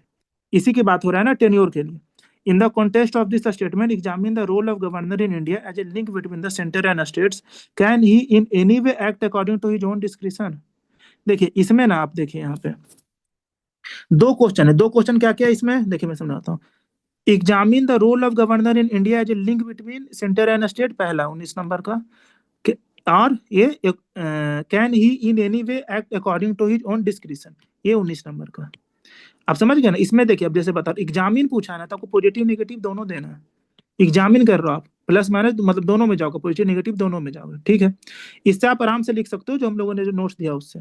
पहले आप शुरू कर दो यहाँ पे देखिए, ये when there is change in government at the centre the governor also change, ये आपका नेगेटिव कोनोटेशन है। तो आप क्या यूज कर सकते हो इसमें, आप कोट देखिए, आप समझ गए ना कि कैसे आपको आप ए वाला आराम से यूज कर सकते हो। समझ गया बात को, समझ रहे हो ना आप लोग। Yes sir. हाँ Yes, ये हाँ यहाँ पे आप एक कोट यूज कर सकते हो। उसके बाद आप अपॉइंटमेंट की बातें कर सकते हो, 155 आर्टिकल के शुरू कर सकते हो, ठीक है। ऐसे जा सकते हो आप। क्यों क्यों अपॉइंटमेंट यहाँ लिखना अच्छा क्यों हो जाता है, क्योंकि सेंटर और स्टेट के बीच की बात कर रहा है और अपॉइंट इसे सेंटर कर रहा है स्टेट में, तो ये आप लिख दिए। ये भी आपका डिमांड ऑफ क्वेश्चन के अकॉर्डिंग हो गया। फिर आप इसे बना दो, क्योंकि इसी पे क्वेश्चन नहीं है कि गवर्नर जो है वो चेंज होता है सेंटर में तो चेंज हो जाता है, तो ये एज ए ब्रिज काम करता है। समझ गए यहाँ पे। फिर इसका नेगेटिव पॉइंट आगे लिख देंगे, ठीक है। फिर रोल ऑफ गवर्नर लिखेंगे इसमें हम लोग, जैसे हम लोगों ने जो ऊपर बताया ना कॉन्स्टिट्यूशनल पोजीशन, ये सब लिखेंगे हम लोग, ठीक है। इसी तरीके से जो नोट्स में है ना उसको उसी तरीके से हल्का हल्का लैंग्वेज को बेंड करके हम लोग अपना आंसर आराम से लिख सकते हैं। बस शर्त है कि आपको ये सब याद होना चाहिए, ठीक। अब जैसे आप रामेश्वर प्रसाद केस नहीं भूलोगे आप कभी, शमशेर सिंह केस नहीं भूलोगे आप, बाधवा केस नहीं भूलोगे आप, ठीक है, कृष्ण कुमार केस नहीं भूलोगे आप। ये फायदा होता है ना एक बार डिस्कशन हो जाने से, तो आप उसे बस कोट करते रहोगे, ठीक है। जैसे डिस्क्रिशनरी पावर आप कभी नहीं भूलोगे, 3 पॉइंट जो मैंने बताया आपको, ठीक है, कि partner CM, reservation of bills, recommendation of 356, और साथ ही साथ आपका जो इसमें है कॉन्स्टिट्यूशनल पंक्चुअलिटी, जिस पर भी केस चल रहा है ये, और फिर समनिंग एंड प्रोरोगिंग द, ये आपका असेंबली जो होता है, ठीक है। आप ये भी नवाम रेबिया केस भी आपको अब याद रहेगा। फिर यही चीज है आपका ये कि क्या क्या जजमेंट था वो है। फिर इशू एंड रिफॉर्म वाला चीज है, रिफॉर्म का जो पॉइंट था ऊपर, ठीक है। तो इसमें से आप ये सब चीज आप याद रखोगे, ठीक है।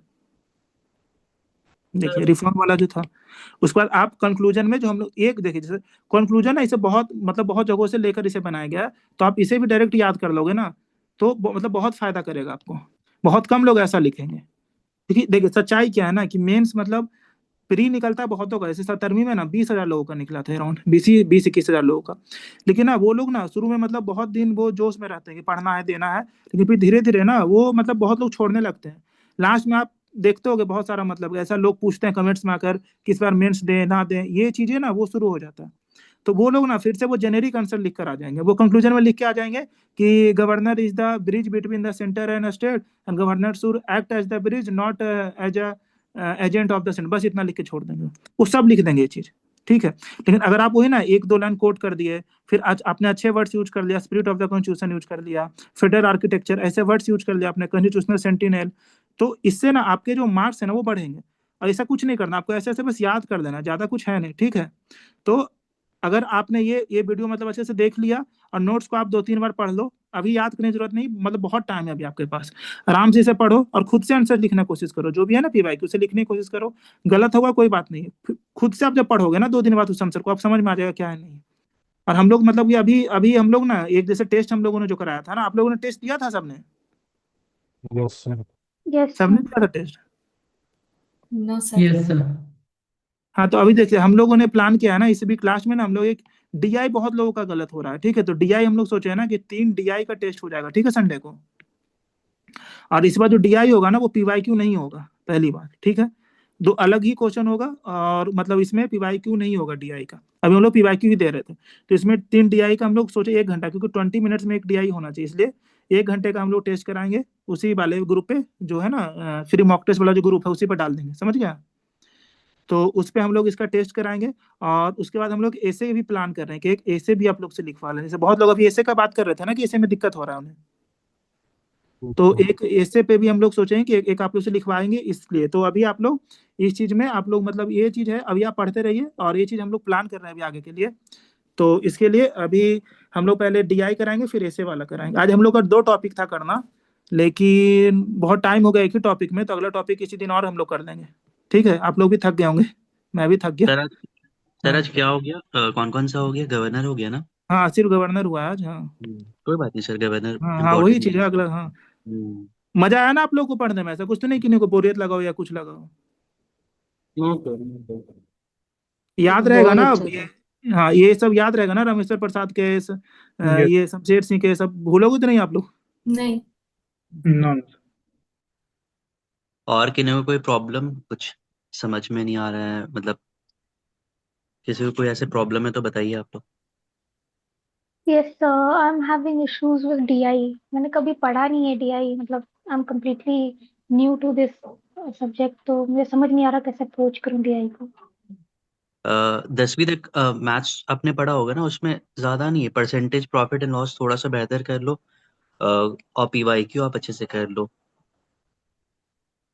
आपने वीडियो देखा है दीपा?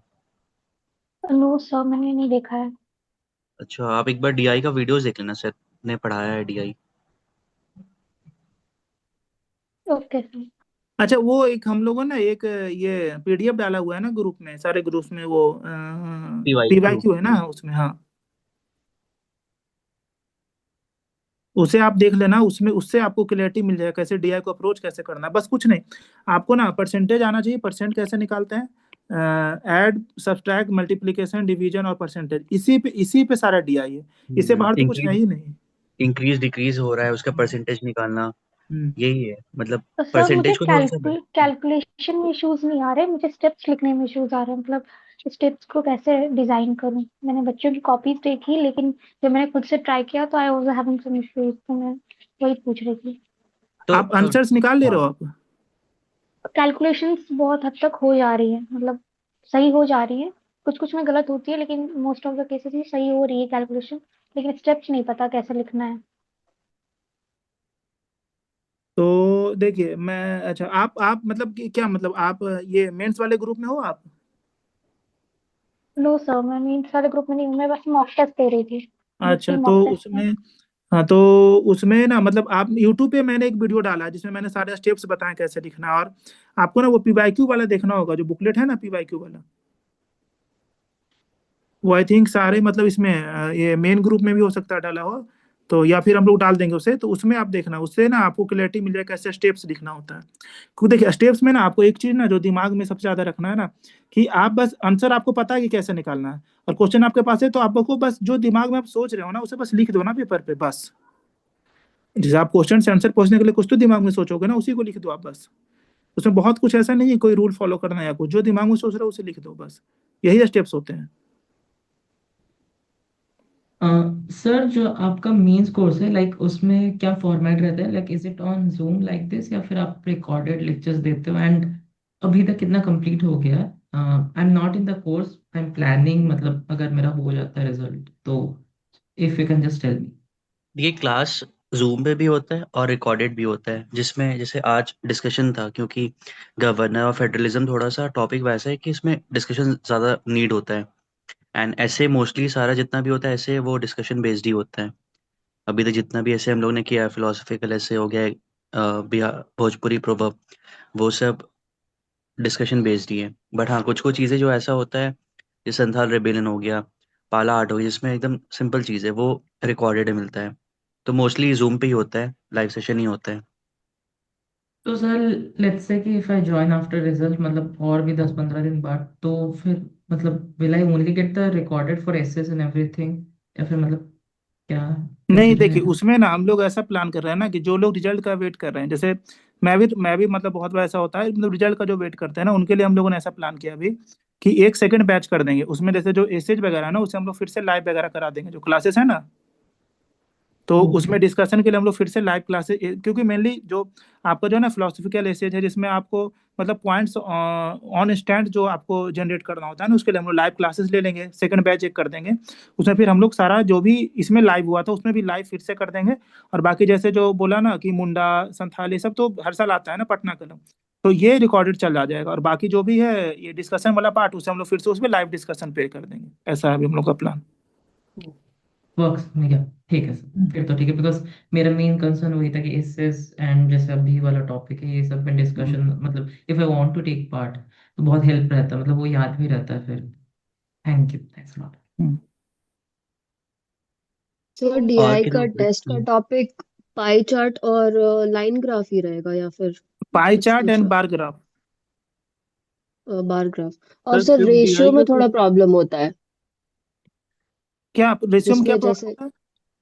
सर जैसे पाई चार्ट का कुछ कुछ क्वेश्चन है पीवाईक्यू में सॉल्व कर रही थी, तो उसमें जैसे परसेंटेज में दिया हुआ है वो तो कन्वर्ट हो जाता है हम्म कि 360 डिग्रीज इक्वल्स टू 100%, वो वाला तो कॉन्सेप्ट क्लियर हो गया। बट हम्म उसमें किसी किसी में सेकंड टेबल बना के दिया हुआ है कि मान लीजिए मेल और फीमेल का पार्टिसिपेशन है तो रेशियो 3:5 दिया हुआ है, हम्म। उस टाइप का देखिए उसमें कुछ ना, उसमें कुछ क्या नहीं बन दिक्कत होता है ना, जैसे रेशियो एक्स रेशियो बाई दिया हुआ है ना कभी भी, तो आप ना एक्स रेशियो बाई मत देखो, आप सीधा देखो x by x plus by कर दिया करो। ये निकल गया आपका इधर का, और ये by divide by x plus by. समझ गए आप बात? ये मैं समझ गया, इसी में कंफ्यूजन होता है लोगों को। तो आप ना टोटल में से x divide by x plus by into जो भी दिया रहेगा टोटल उसे कर दो, और by divide by x plus by इसे टोटल कर दो। जैसे मान लो 3:5 है, तो ये टोटल कितना टोटल है, मान लो 100 लोग, ठीक, कितना 80 लोग मान लो, आसान होगा। तो 3/8 इंटू जो भी टोटल है, और 5/8 इंटू जो भी टोटल है। यहाँ 80 कर दिया तो 30 हो गया, यहाँ 80 कर दिया 50 हो गया, 3:5 हो गया। मतलब ये सीधा ना, ये मुझे लग रहा है आप सोच रहे होगे ना 30 और 50 कैसे लाना है, तो लाना नहीं है कुछ। सीधा इसे क्या करना है, 3:8 कर देना है, मतलब x ratio x plus by कर देना, और टोटल से इसे मल्टीप्लाई कर दीजिए, हो गया।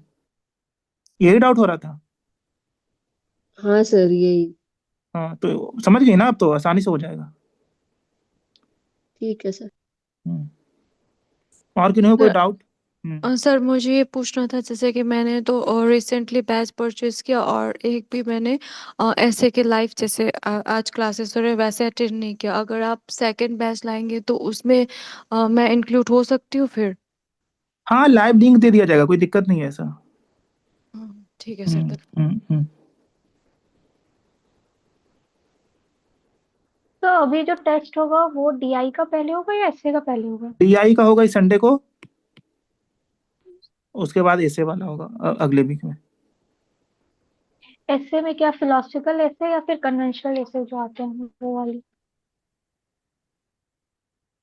अभी हम लोग क्या करेंगे ना, मतलब दो कोई, अभी माने वो फिलोसफिकल जैसे डिसाइड है। नहीं हुआ है। हाँ वो हम लोग पे डिसाइड कर लेंगे, आपको बता देंगे वो जब वो वो आपको ना आने पहले का बता डिसाइड। दिया जाएगा। हाँ all right sir. Sir sir जो इस संडे को टेस्ट होगा ये सिर्फ डीआई का होगा या फिर इसमें जीएस भी इंक्लूड नहीं नहीं, रहेगा? सिर्फ डीआई हम लोग कराएंगे, 3 डीआई का ही देंगे, 3 डीआई देंगे 1 घंटे का, मतलब आपको 1 घंटे में करना होगा। Okay sir.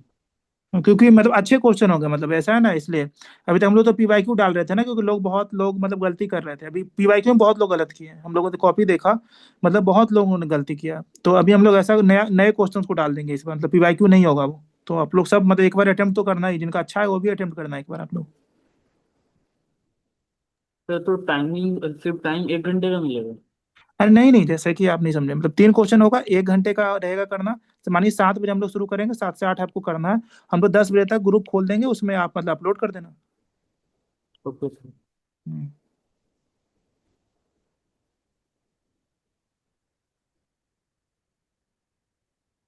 और किन्हीं को कोई डाउट हो?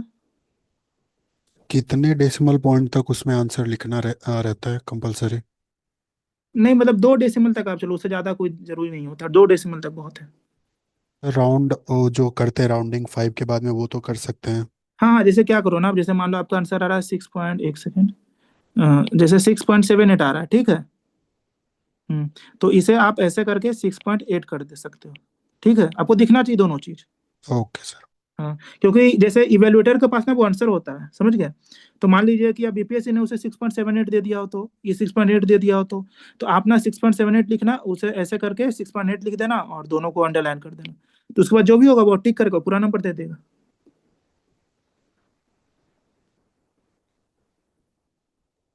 सर एक और चीज, डेली टास्क और एडिटोरियल्स सर को बोलना अपलोड करना है जब वापस क्योंकि स्टार्ट करना। सर वो प्लीज़ कर दीजिए सर, उससे बहुत ज़्यादा प्रोडक्टिविटी बढ़ गया था। एंड अभी तो फिलहाल यस सर, क्योंकि बीच में फेस्टिवल्स आ गए थे, नहीं तो हम्म। लग रहा है कि बहुत लेथार्जिक हो गया है जीवन इसके साथ। एकदम वो ही था तो मोमेंटम ब्रेक हो गया है। ये सर कोई कोई नहीं, कोई नहीं, वो इफिशिएंट नहीं रह गया लाइफ। कोई नहीं, कोई नहीं, वो मैं स्टार्ट कर देता हूँ कल से, वापस से स्टार्ट करता हूँ। Yes sir. अरे यही आज ना, आप यही आज टाइम है मैंने ना दिया। जब आपको आगे हाँ, निकलना है सबसे, क्योंकि ये इस समय ना कोई नहीं पढ़ रहा होगा, अभी 2 महीने कोई नहीं पढ़ेगा।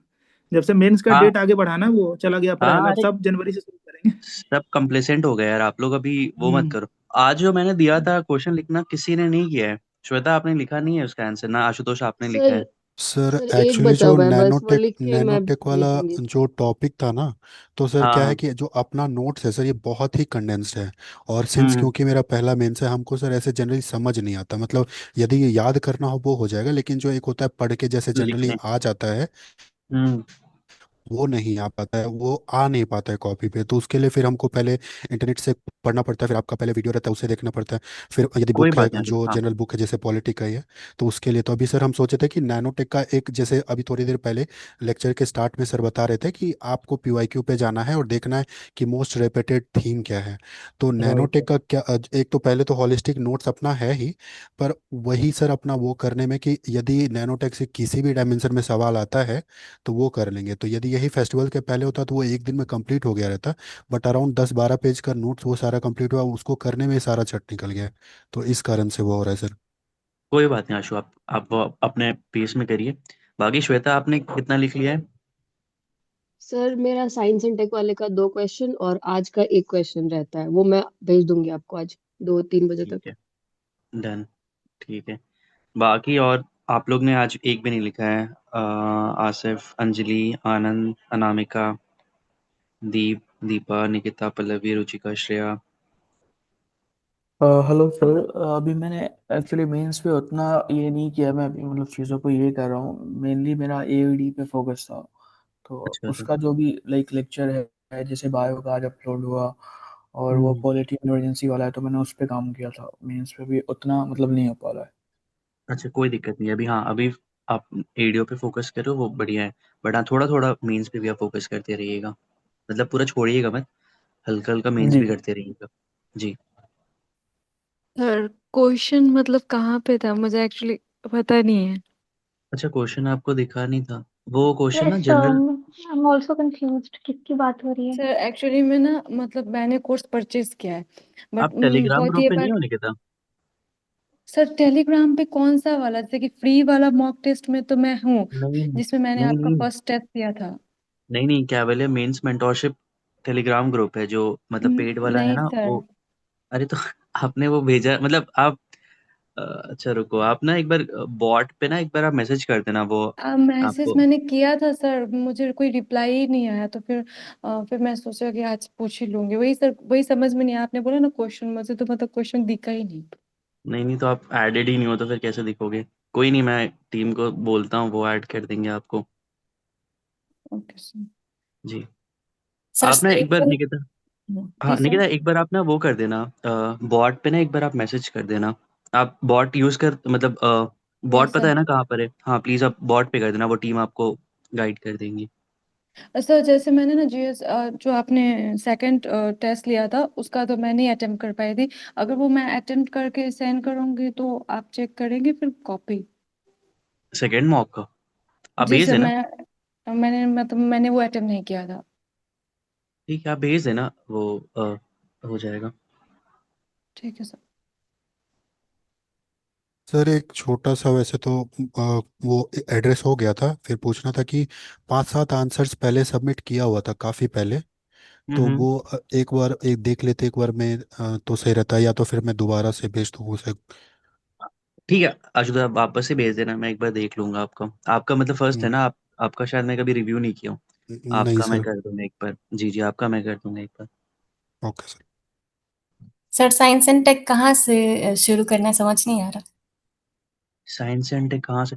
साइंस एंड टेक का मतलब भी मैंने डाला है ना एक वीडियो, वीडियो भी डाला और पीडीएफ भी मैंने दिया है। जैसे मैंने नैनो टेक्नोलॉजी वाला वीडियो एक अपलोड किया है, आपने वो देखा है क्या? नहीं, आवाज़ नहीं आ रही है। नहीं, अ, नहीं। हाँ तो वो देखिएगा तब ना वो स्टार्ट होगा। आपने देखा कहाँ ही है? नहीं।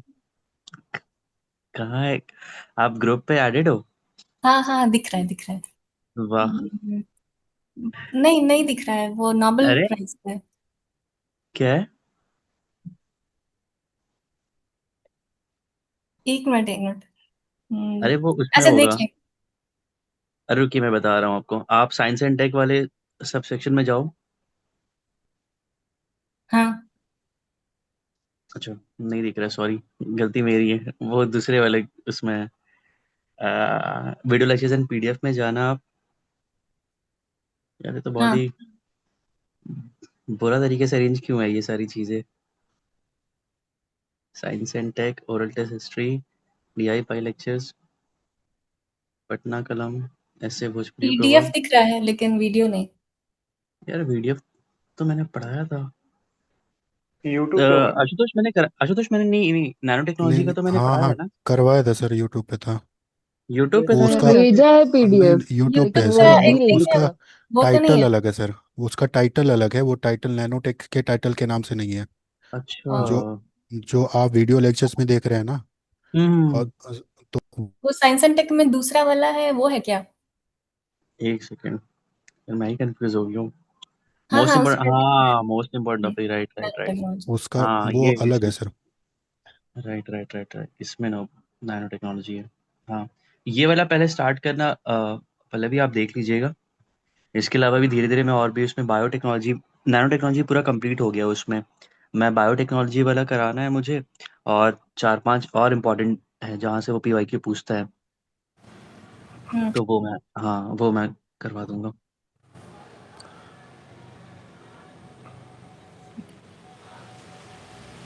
हाँ जी, और किसी को? सर आशुतोष ये आपको, हाँ रही। सर ऐसे का सर जो पीवाईक्यू है सर, आप उसका मॉडल आंसर प्रोवाइड करवाएंगे मतलब फ्यूचर में सर? अच्छा हाँ ठीक है, उसका मैं मॉडल आंसर क्योंकि प्रोवाइड कर सर दूंगा। यूपीएससी का पीवाईक्यू से sir same to same repeat कर देता है बीपीएससी में। राइट राइट राइट राइट, ठीक है तो उसका मैं, हाँ उसका मैं मतलब जवाब, जैसे मैं उसका मैं, लिखूं और उसके बाद जैसे चेक सर उसी से कर लिया, क्योंकि आपके लिए भी पॉसिबल नहीं है इतना कॉपीज चेक राइट करना। राइट राइट राइट तो राइट राइट, ठीक है मैं आपको भेज दूंगा वो। और सर मेरा ये सेकंड मॉक जो ओपन था उसका आप कॉपी कर रिव्यू कर देते। अच्छा स्नेहल, मैंने आप ही ना अपना, मुझे टेक्स्ट किया था ना अभी। हाँ हाँ हाँ, मैंने किया था सर। अरे यार वो ना उसमें मतलब बॉट पे करते हो ना, इतना सारा क्वेरीज आता है ना, वो उस ये दिन सर वो वो हो गया मिस होगा। हो गया था ये तो सर, लास्ट टाइम में हाँ अगले बार से मैं उसी को हाँ, ले। नहीं नहीं कोई नहीं, वो मैं भेज दिया टीम को, वो चेक कर देंगे। ठीक है सर, थैंक यू। वेलकम। चलिए ठीक है फिर, और तो किसी को कोई प्रॉब्लम नहीं है ना? सब राजी मेरा भी खुशी? रिप्लाई नहीं दिया आप। क्या रिप्लाई देना है आपको? अ, अ, देख, क्या यही आवाज? कि बाकी लोगों में ज्यादा जीएस का पार्ट था तो, और करंट अफेयर्स भी, अच्छा और मेरे आपने, में अरे नहीं है। हाँ। अरे नहीं नहीं, तो आपको तो मैंने भेजा था वॉइस नोट सुबह। ठीक अच्छा है। हम्म। अच्छा नहीं, आप बताओ, अच्छा रुक जाओ मैं बट मैसेज हम्म। देख लेता हूँ। इस ऐसे में लोगों ने जीएस ज्यादा लिखा है, इसे डाउट हो रहा है। जैसन बोबा वैसन कट, ये मैंने मैं पढ़ के नहीं, पर आपको वो कर दूंगा पल्लवी। हम्म। ठीक है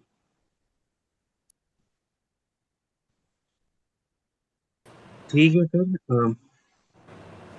तो ये बोल रही है, नहीं ना किसी का कोई और क्वेरी तो नहीं है? ठीक है चलिए फिर आप लोग डिनर वगैरह करिए। तो सर वन सेकेंड, इसका सर प्रीलिम्स का रिजल्ट का ऑलमोस्ट क्या लाइक सेकेंड वीकेंड या फिर फर्स्ट वीकेंड में आ जाएगा नवंबर के? अरे क्या कुछ कह तो नहीं सकते पर फिर भी। ये तो सर बताएंगे, सर बताओ इस पे आपका अरे ये एक्सपर्टीज इस बार ना है। किसी को कुछ नहीं पता, जो सच है ना, तो आप मानकर चलो ना 10 के पहले तो नहीं मानकर चलो, क्योंकि अभी ओएमआर के लिए वो 7 दिन टाइम देगा डाउनलोड करने का बीपीएससी। तो उससे जैसे, तो एक वीकेंड के बाद उसके है ना? हाँ जैसे कि ओएमआर जब आएगा ना, उससे मान लो कम से कम 6 या 7 दिन बाद रिजल्ट आएगा। तो अभी ओएमआर आज दिया नहीं है टाइम, मान लो मंडे से डाउनलोड भी होता है, तो 1 वीक तो निकल ही गया ना 9 तारीख तक का। करेक्ट तो सर। 9 तक तो रिजल्ट नहीं आ रहा है, मान लो आप अभी। Okay sir. हम्म।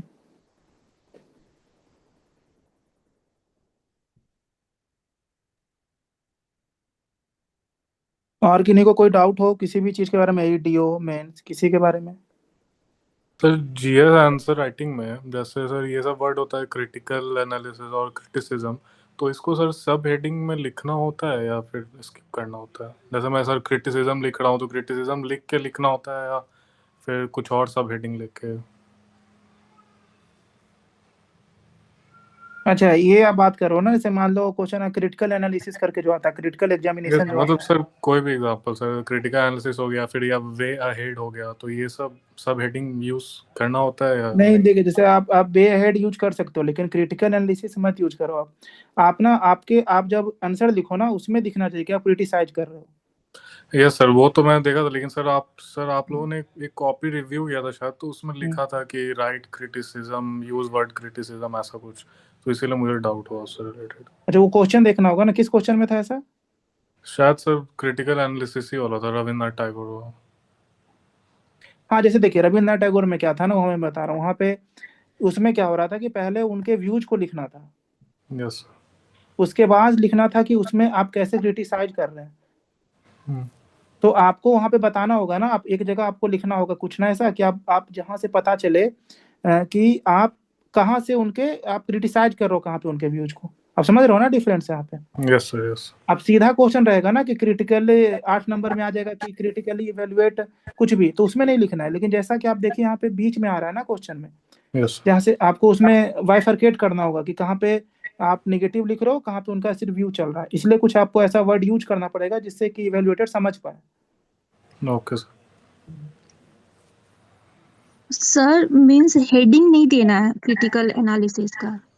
नहीं देखिए, अगर डायरेक्ट क्वेश्चन पूछ रहा है ना तो हेडिंग नहीं देना है।